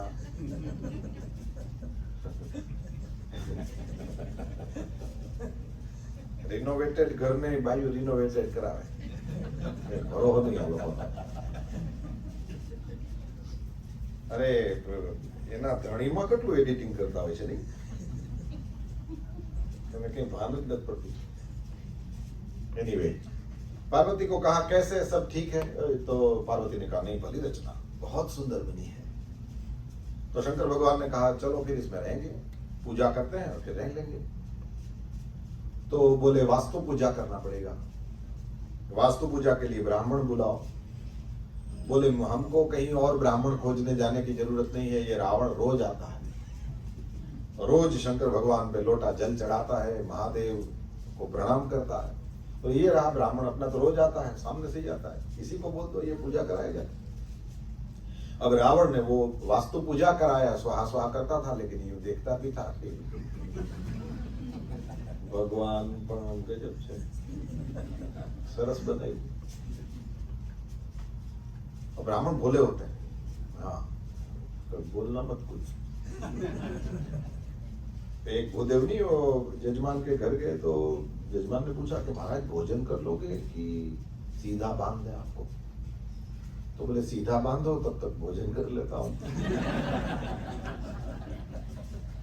ठीक है ना, आपका ज्यादा कल्याण हो, भावना ये है, कुछ मत बोलना इधर उधर। तो वो यूं यज्ञ करा रहा था और इधर उधर देख शंकर भगवान ऐसे ऐसे कर रहा था वो। तब तक उसके मन में योजना बन गई।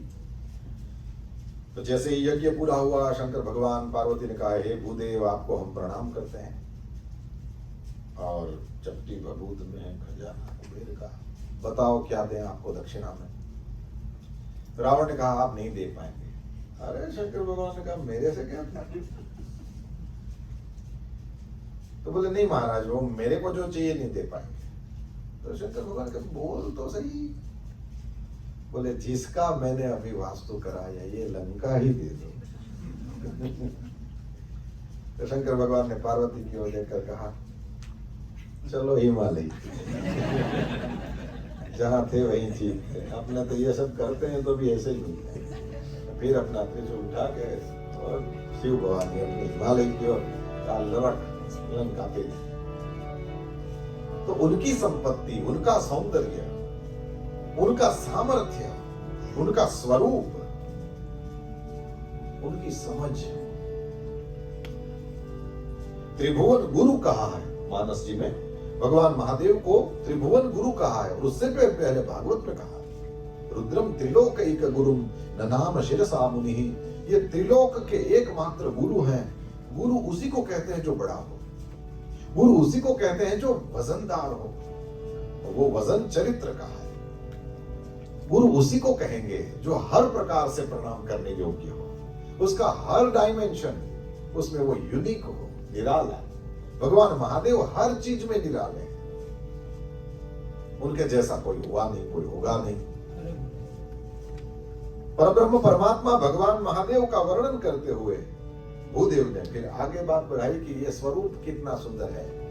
तो दृष्टि गई तो वो बड़े बड़े कुंडलों की ओर गई जो चमक रहे थे।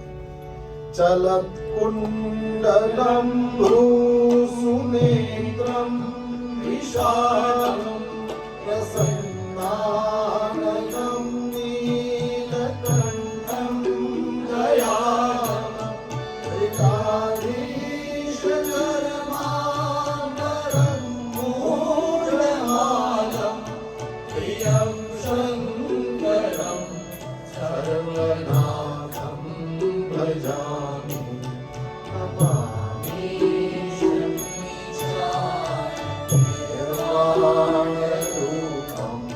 विमुक्त्यापतं ब्रह्मवेदस्वरूपं विमुक्त्यापतं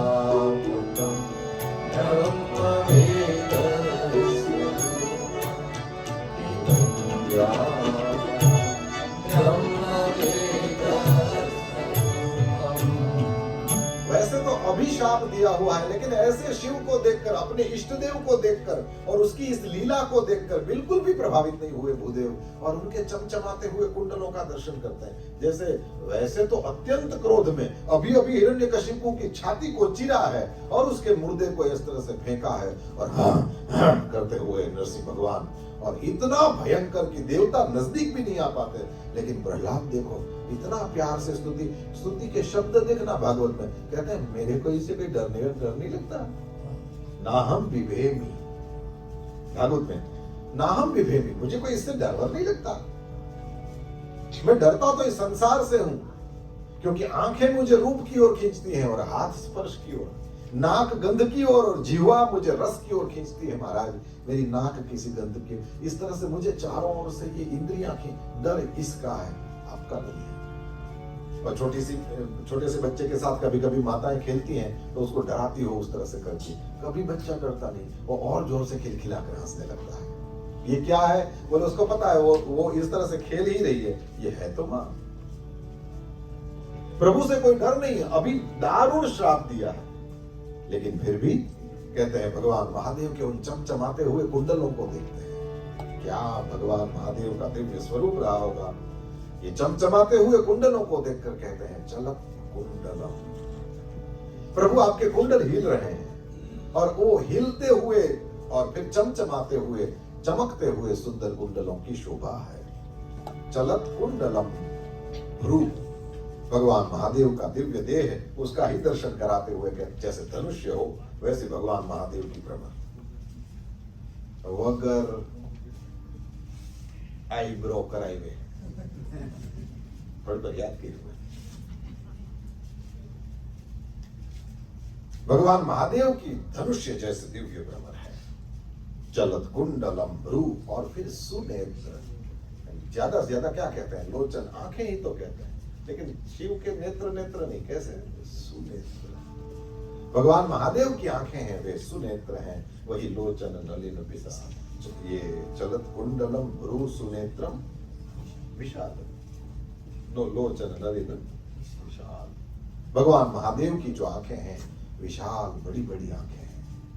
ये भरतनाट्यम वगैरह जो करती है ना बच्चियां, वो तैयार जो होती है तो उनको आपने देखा होगा तो आपको पता होगा, वो यहाँ पर वो काजल जो है उसका थोड़ा सा और ये गणेश जी का और देवी माँ का, राम भगवान का, शंकर भगवान का प्रातः स्मरण होता है। प्रातः स्मरामि करके श्लोक शुरू होते हैं, ये YouTube पे खोजना मिल जाएंगे। उसमें जो राम भगवान का प्रातः स्मरण का श्लोक है, उसमें राम की आंखों का वर्णन है। उसमें ये विशालम की बात लिखी है। राम भगवान की आंखें कैसी थी, लिखा है कर्णांत दीर्घ नयनम, कान को छू जाने वाली बड़ी बड़ी आंखों वाले। अब किसी की आंख ऐसी थोड़ी होती है, लेकिन भगवान राम की आंखें कितनी बड़ी, बोले ये इस एंगल से देखे तो कान और उसके बीच में कोई अंतर नहीं दिखता। तो कर्णांत दीर्घ नयनम, नयनाभिरामम, ऐसे नाम है। प्रातः स्मरामि रघुनाथ मुखारविंदम। रघुनाथ का मुखारविंद उसको याद करता हूं तो उस मुख में रही हुई बड़ी बड़ी आंखें भी दिखती हैं। इसी तरह से सुनेत्रम और विशालम, बड़ी बड़ी आंखों का होना ये बहुत ही अद्भुत। जब बड़ी आंखें बोलते हैं तो बांके बिहारी बिना याद आए नहीं रहता। नहीं, ये अमेरिका से ही हमारे यहाँ कोई एक बहन आती थी संदीपनी आश्रम में, तो वो जब अमेरिका से वहां पर आई तो उन दिनों में ये बड़ी आंखों का कोई फिल्म का गाना था,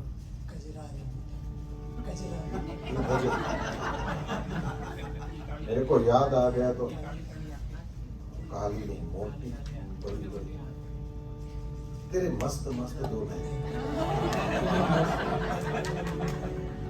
हंस लो, बाद में बताता हूं। हंस लिया? ओके। अब वो अमेरिका से इंडिया आई, उसको नहीं पता था कि अभी ये तेरे मस्त मस्त दो नैन इंडिया में गाना खूब बज रहा है। तो दिल्ली उतरी और समझ गए होंगे कहां गई। दिल्ली उतर कर फिर सीधी वृंदावन, और वृंदावन बिहारी, अब वृंदावन में ये गाना सुना और जैसे ही बिहारी जी के मंदिर में और उसके मस्त मस्त दो नैन देख लिए, तो वो कहती है कि फिल्म का गाना, मैंने वो पिक्चराइजेशन उसका देखा नहीं था, लेकिन ये शब्द बार बार मेरे कान में पड़ते थे और सीधी बिहारी जी के मंदिर में जाकर तो मुझे लगा अच्छा तेरी ही बात गा रहे। वो गाना किधर भी चल रहा हो, लेकिन भगत के मन में जब बात आती है तो बिहारी जी के मंदिर में खड़ा हुआ भगत क्या सोचता है, अच्छा तेरी बात कर रहे हैं। सुनेत्रम विशालम प्रसन्नाननम, ये भगवान महादेव का बहुत अच्छा विशेषण है। आनंद कहते हैं फेस को और प्रसन्न कहते हैं हैप्पी। शिव जी उनको काम क्या मिला है, सर्जन का तो मिला नहीं, पालन का भी मिला नहीं, उनको क्या करना है, हमेशा बस वही तांडव करो और खत्म करो। काम उनको अच्छा लगे वैसा काम नहीं है, और वो तो सबसे लास्ट में होता है ना। तब तक क्या करो बोले, तब तक तुम पुनि राम राम दिन रात राम राम करो, बैठे रहो, कुछ नहीं। लेकिन फिर भी शिव जी प्रसन्न है। शायद मैं रोज एक कोई ना कोई पर्सनालिटी डेवलपमेंट की आपको बात कहता हूँ, ये प्रसन्नानंद को पकड़ना। परिस्थितियां कभी भी तुम पकड़ नहीं सकते, ये आनी जानी है। उन परिस्थितियों में भी ये नहीं लिखा है कि भगवान महादेव जब जहर पी रहे थे तो रो रहे थे। भगवान महादेव जहर पीने के बाद में पार्वती के पास बैठकर रोने लगे, ये मैंने जल्दी में क्या कर दिया, ये मेरे को नहीं करना चाहिए था ना। ये जो कुछ भी करते हैं परम विवेक में करते हैं। भगवान महादेव प्रसन्नाननम, ये हमेशा ही हैप्पी फेस में होते हैं। हमेशा जब देखो वे आनंद में ही होते हैं, और उसका कारण है वे नित्य भगवान के नजदीक होते हैं। किसी भी परिस्थिति से विचलित नहीं होते। ये तुषारा त्रिसंकाश गौरम गंभीरम, ये स्थिर रहने वाले देवता है। ये हमको आपको सबको काम लगने वाली बात है। प्रसन्नाननम, यदि रहना चाहो, परिस्थितियां कभी भी एक जैसी नहीं रहेंगी, लेकिन हमारी मनस्थिति को कैसा रखना है ये बिल्कुल हमारे हाथ में है। उदाहरण वो तो राम ही है। अभी बोला राज्याभिषेक होना है, और सवेरे ये गुरु जी ने आकर के वशिष्ठ जी ने कहा राम करो सब संजम आजू, तुम्हारा राज्याभिषेक होगा। और दूसरे दिन सवेरे क्या दृश्य था, राज्याभिषेक नहीं होगा उतना नहीं, महल में भी नहीं रहने देंगे, जाओ जंगल में 14 वर्ष के लिए। लेकिन राम जी राज्याभिषेक की बात को सुनकर के उछलने नहीं लगे थे। और वैसे ही राम जी ने जब ये वनवास की बात सुनी तो रोने नहीं लगे थे। और वनवास में गए हुए राम जी जा करके वापस आए, तब तक सबको आनंद ही देते रहे। चाहे बंदर हो, चाहे कोल किरात भील हो, चाहे राक्षस हो, सबको, एक तो सबके पास गए और फिर सबको आनंद दिया। और क्या मजे की बात है, जब वनवास में प्रभु बैठे हैं तो कोल किरात भील भी उनके पास आते हैं और देवता ऋषि मुनि भी उनके पास आते हैं। समझो इसको, ब्राह्मण क्षत्रिय वैश्य शूद्र होते हैं ना, तो ब्राह्मण से भी ऊपर ऋषि मुनि होते हैं। ये देवता ये सब तो इनसे भी ऊपर होते हैं। ये भी भगवान, बियॉन्ड ऑल दिस ये व्यवस्था है, उससे ऊपर वाले भी भगवान के पास। और ये कोल किरात भील, ये तो किसी को भी मार के खा जाने वाले, तो ये तो शूद्र भी नहीं है, ये इससे भी नीचे है।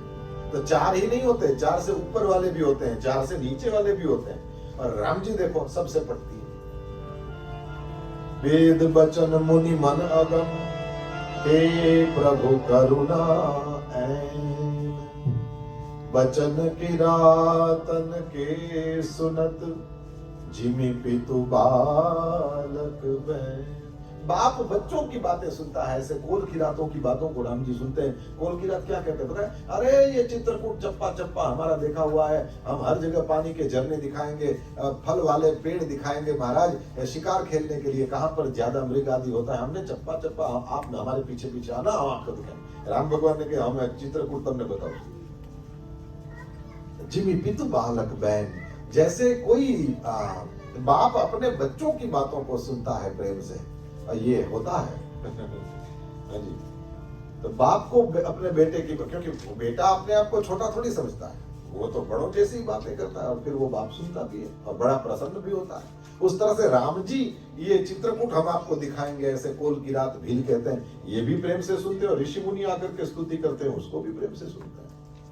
ये है राम जी। परमात्मा श्री हरि का व्यक्तित्व ही ऐसा अद्भुत है, सबको वे अपने लगते हैं। ये हमेशा ही प्रसन्न रहने वाले और प्रसन्न करने वाले। ऋषि मुनि उनके पास आकर के जब वापस जाते हैं तो वे भी प्रसन्न होते हैं, प्रभु के पास बैठे तो कुछ अच्छा मिला। और ये कोल किरातों को भी ये नहीं लगता कि भगवान तो बहुत बड़े हैं, उनके पास नहीं जा सकते। ये हम कितने ही बड़े बन जाए, हमारे पास कोई सुदामा को न भूले तो द्वारकाधीश ठीक है, और शबरी को न भूले तो अयोध्या नाथ ठीक है। हम कहीं भी पहुंच जाएं, और याद रखना ये केवल संपत्ति की बात नहीं कर रहा हूं। यहाँ तो ये सिएटल में तो आप लोग बहुत पढ़े लिखे लोग होते हैं, इसलिए ध्यान देना, आप लोग किसी बड़ी कंपनी में काम करते हो, आपके घर वाले और आपके माता पिता इतना पढ़े लिखे नहीं है, उनके साथ भी यदि आप प्रेम से बैठ पाओ, माँ आज तेरा दिन कैसा गया, यदि ये तुम पूछ पाते हो, तुम उनके पास बैठ पाते हो, देन आप बहुत नजदीक हो राम के, क्योंकि राम जैसा बेटा यही करता है। आपके आसपास वाले आपके जितना पढ़े लिखे नहीं होंगे, लेकिन उनके साथ भी आपका व्यवहार कैसा है, एक छोटा सा स्वीपर ही क्यों नहीं है, लेकिन उसके साथ आप कैसे बात करते हो, याद रखना इसी में तुम्हारा सारा कैरेक्टर दिखता है। राम जी इतने बड़े हैं, लेकिन शबरी के घर स्वयं चल करके जाते हैं। इससे समझना है कि त्रिभुवन का नाथ होकर के भी एक शबरी जैसी भिल्ली के घर भी जाता है, उसके सिंपल वाले जो फल थे उनको खाता है, कोई एक्सपोर्टेड माल नहीं था उनके पास, सिंपल वाले आसपास के पेड़ों से तोड़े हुए बेल थे, वो भी राम जी बड़े ही प्रेम से खाते हैं। इसका मतलब समझना भगवान, आप कैसे भी पढ़े लिखे हो जाओ, आपने कितना भी पैसा कमा लिया हो, आप कितने ही आगे बढ़ गए हो, यदि चरित्र हमारा बढ़िया नहीं है, सार्थक सारा खाक। ये 10 सिर वाला था, अकल नहीं थी उसमें, और ये 1 सिर वाले ने 10 सिर वाले को हरा दिया। क्यों? बोले रावण लंका का मालिक था, लेकिन सबका अपमान करता रहता था, यहाँ तक कि अपने सगे भाई को लात मार दिया था। क्या कैरेक्टर है इसमें? और वो राम जी ने लक्ष्मण को जबरदस्ती कहा था कि मैं अकेला थोड़ी वन में जाऊंगा, आना पड़ेगा, ऐसा था? बताओ, ऐसा था क्या? नहीं, मनाना पड़ा है कि प्लीज मत आओ। भरत शत्रुघ्न गए हैं ननिहाल में, और मैं जा रहा हूं वन में, यदि तुम भी मेरे साथ आ जाओगे तो माता पिता इनको कौन आधार देगा, लक्ष्मण तुमको यहाँ रहना चाहिए। राम को मनाना पड़ा, ये कैरेक्टर है। इधर भाई को लात मारते हैं और इधर भाई को मनाना पड़ता है कि प्लीज मत आओ, ये है। तो ये सुनना क्यों है? बोले इसको सुनने से जो भी हमारी समझ में आए उसको थोड़ा सा हमें अपने में उतारने की चेष्टा करनी है, और कुछ नहीं। प्रसन्नानंदम, भगवान महादेव को देखो, ये हमेशा ही प्रसन्न रहते हैं, और किसी को भी यदि नित्य प्रसन्न रहना है, द ओनली की इज हमेशा अपने अधिकार का त्याग करो, अपने फर्ज को पूरा करो। तुम्हारी प्रसन्नता को किसी का बाप नहीं हटा सकता। प्लीज अंडरस्टैंड, अपने अधिकारों को छोड़ दो। नहीं तो मैं कह रहा हूं, अब ये अयोध्या जी में राम जी यदि थोड़ा सा भी इधर उधर होते कि नहीं जाना है वन में, चलो क्या कर लोगे, क्या होता? नहीं, राम जी ने अपने अधिकार का त्याग किया, इसलिए पूजा जाता है। और डोंट फॉरगेट, ये कम से कम 9.25 लाख साल पहले के हैं राम जी। 4,32,000 का वर्षों का कलयुग होता है, उसमें से 5,000 साल बीत गए, और 4,32,000 से डबल ये द्वापर युग होता है, 8,64,000 वर्ष, उसमें कृष्ण भगवान हुए थे। और उससे पहले त्रेता युग होता है, त्रेता युग के एंड में भी यदि राम हुए हों तो बीच में 8,64,000 वर्ष का द्वापर और 5,000 साल कलयुग के गए। मिनिमम राम यानी 8.25 लाख साल पुराना व्यक्तित्व। आज भी राम का नाम लेके हम आनंद मनाते हैं क्योंकि कैरेक्टर ही ऐसा था। ये जितना जल्दी हम पकड़ पाएंगे हमारे जीवन में राम आ जाएंगे। अधिकार का त्याग और जहां तक बन पड़े फर्ज पूरा करो, जैसे भी कर पाओ करो, अपनी निष्ठा से जितना हो सके करो और किसी को छोटा नहीं समझना, सबके साथ प्रेम से बात करना। वो उसके भाग्य में नहीं है इसलिए स्वीपर बना हुआ है, जीवन उसने भी देखा होता है, अच्छी बातें उसके पास भी होती हैं, बल्कि कभी कभी ज्यादा होती है। सुख सुला देता है, दुख जगाता है। इसलिए हमेशा ही किसी भी व्यक्ति को उसकी किसी पैसा, पोस्ट या उसका रूप देखकर, उसका शरीर देखकर उसको किसी को हल्का नहीं समझना, किसी को ऊंचा भी नहीं समझना। पास बैठो, उसका कुछ अनुभव हो, उसके बाद में ही निश्चित किया जाए कि ये कैसा है। और भगवान महादेव नित्य प्रसन्न, जहर पिया हुआ कोई देवता है और वो प्रसन्न बैठा है, वो दवाई पीने के बाद चेहरा कैसा हो जाता है? दवाई पीने के बाद चेहरा खराब हो जाता है, ये जहर पीने के बाद प्रसन्नाननम बैठे हैं, तो इसका मतलब है प्रसन्नाननम नीलकंठम। ये नीलाकंठ हुआ ही इसलिए है कि किसी के दुख में साथ खड़े रहे थे। और मजा देखो, किसी समुद्र मंथन से जहर निकला, किसी को भगवान महादेव ने पी लिया, तो भगवान महादेव ने जैसे ही जहर पी लिया तो फिर से इन लोगों ने समुद्र मंथन का प्रारंभ किया और उसमें कामधेनु गाय निकली, ऋषि मुनियों को दे दी। पारिजात का वृक्ष निकला, स्वर्ग में गया, अप्सराएं निकली है, स्वर्ग में गई हैं। और इस तरह से उच्च ही श्रवा घोड़ा निकला तो दैत्यों ने रख लिया, ऐरावत नाम का हाथी निकला तो ये देवताओं ने रख लिया। बहुत सारी चीजें निकली, कौस्तुभ मणि निकला, भगवान विष्णु ने अपने गले में पहना है, इतना सारा निकलने लगा। लेकिन कोई भी भगवान महादेव के पास नहीं गया कि ये घोड़ा निकला है, आप बैल के ऊपर बैठ के निकलते हो, हारा मत लगता, घोड़ो राखो। ये हाथी निकला है प्रभु, इसके ऊपर बैठ के निकलो, ये बैल के ऊपर कोई निकलता है? कोई नहीं गया। इससे समझने जैसा है, यदि किसी का जहर पीने में उसका सपोर्ट करो तो उसके यहाँ जिस दिन हाथी घोड़े निकलेंगे तुमको पक्का भूल जाएगा। उस दिन यदि प्रॉब्लम नहीं होने वाली हो तभी आज जहर पीना, नहीं तो जहर भी तुम पियो, उस दिन रो भी तुम, रोना भी तुम्हारे भाग में, जहर पीना तुम्हारे भाग में। इसलिए जिसको मेवा पे ध्यान हो ना, उसको सेवा नहीं करना चाहिए। शंकर भगवान से सीखो, बिल्कुल उनका किसी मेवा वेवा पे ध्यान नहीं, सेवा से ही जो प्रसन्न है उसका यदि कोई सम्मान करता है तो शिव जी ये सोचते हैं कि यदि सम्मान किया होता तो ये उसके संस्कार है, मेरी डिमांड नहीं है। और अब तक माइक में से मेरा नाम नहीं बोले, अब तक मुझे बुला करके माला नहीं पहनाया, उसी की राह में जो रहता है खाक सेवा करता है। भगवान महादेव को देखो, सेवा से ही इतने प्रसन्न हैं, प्रसन्नाननम नीलकंठम। और ये नीलकंठ हुए हैं, क्यों हुए हैं? कारण दयालु।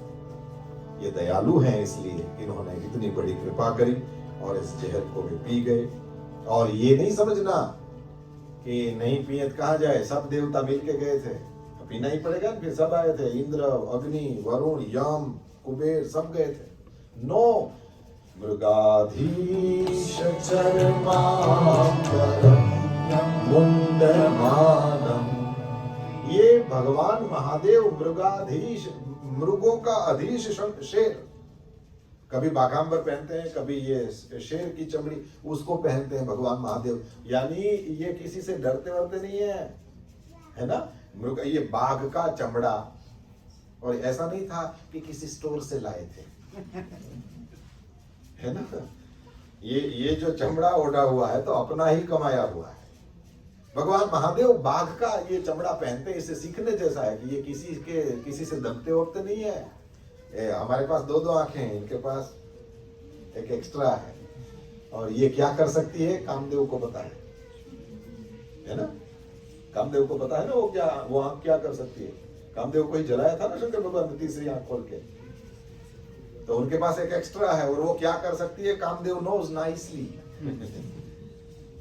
तो डरते वरते किसी से नहीं है ये। मृगाधीश चर्म का ही अंबर, अंबर कपड़ा, पीला कपड़ा पहनते हैं तो बोलते हैं पीतांबर, अंबर माने कपड़ा।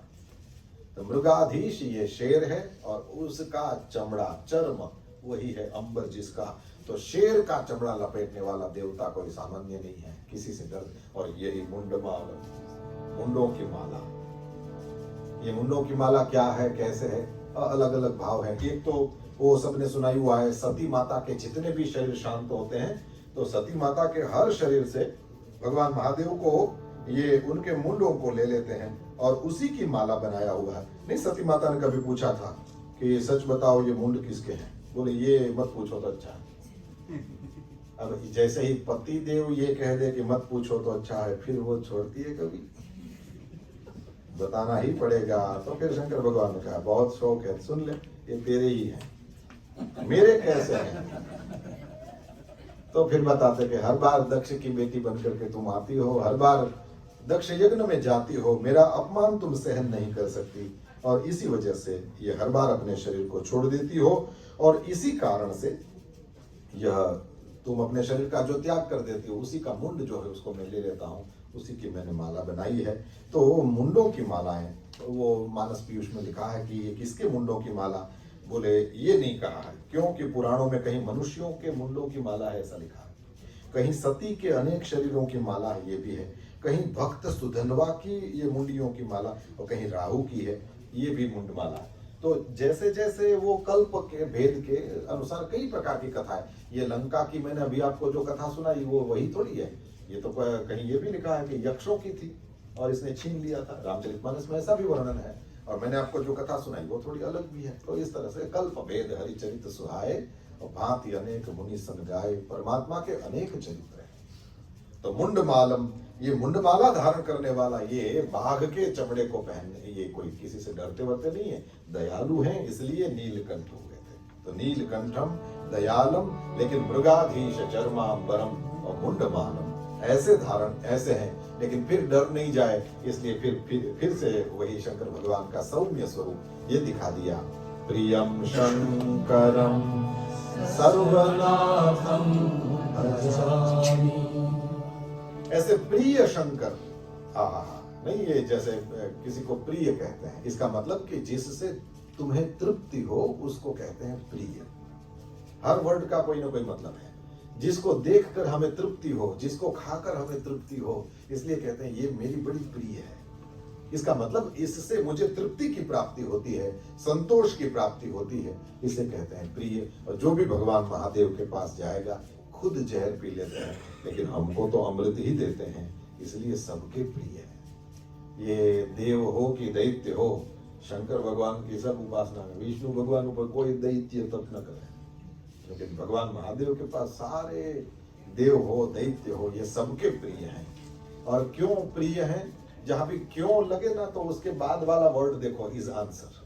प्रियम शंकर, तो प्रियम ये प्रिय हैं सबके, क्यों? बोले शंकर हैं इसलिए। शंकर माने कर माने करते हैं, क्या करते हैं? श्रम करते हैं। श्रम क्या है? बोले कल्याण। जो कल्याण करते हैं उनको कहते हैं शंकर। तो सबका कल्याण करोगे तो सबके प्रिय नहीं होगे? बिल्कुल होगे। तो प्रियम शंकरम, लेकिन फिर ध्यान रखना ये प्रिय तो है लेकिन पूज्य भी है। सर्वनाथम भजामि, ये सबके नाथ हैं। कोई भी हो, कोई भी मर जाता है तो फिर अंत में तो अपने नाथ के पास, भोलेनाथ के पास जाना ही पड़ता है। ऐसे भगवान महादेव को वंदन करते हैं। इस श्लोक को फिर से गुनगुना लें। चलत कुंडलम सुनेत्रम विशालम प्रसन्नाननम नीलकंठम दयालम मृगाधीश चर्मांबरम मुंडमालम प्रियम शंकरम सर्वनाथम भजामि।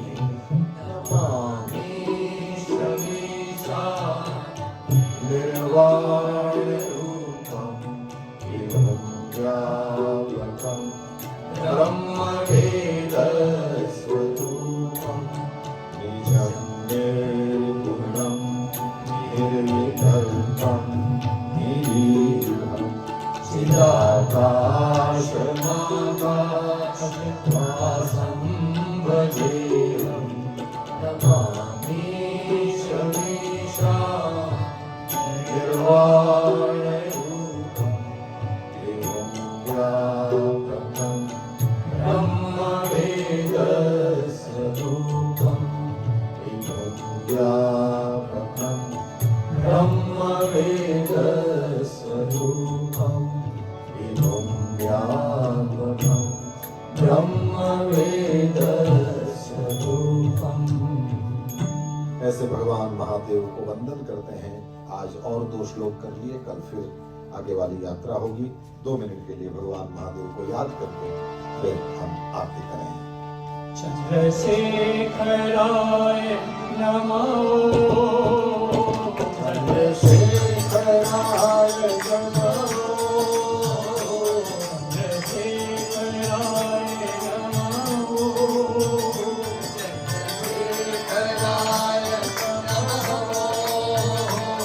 हर हर हर हर हराय नमो गंगाधराय नमो गंगाधराय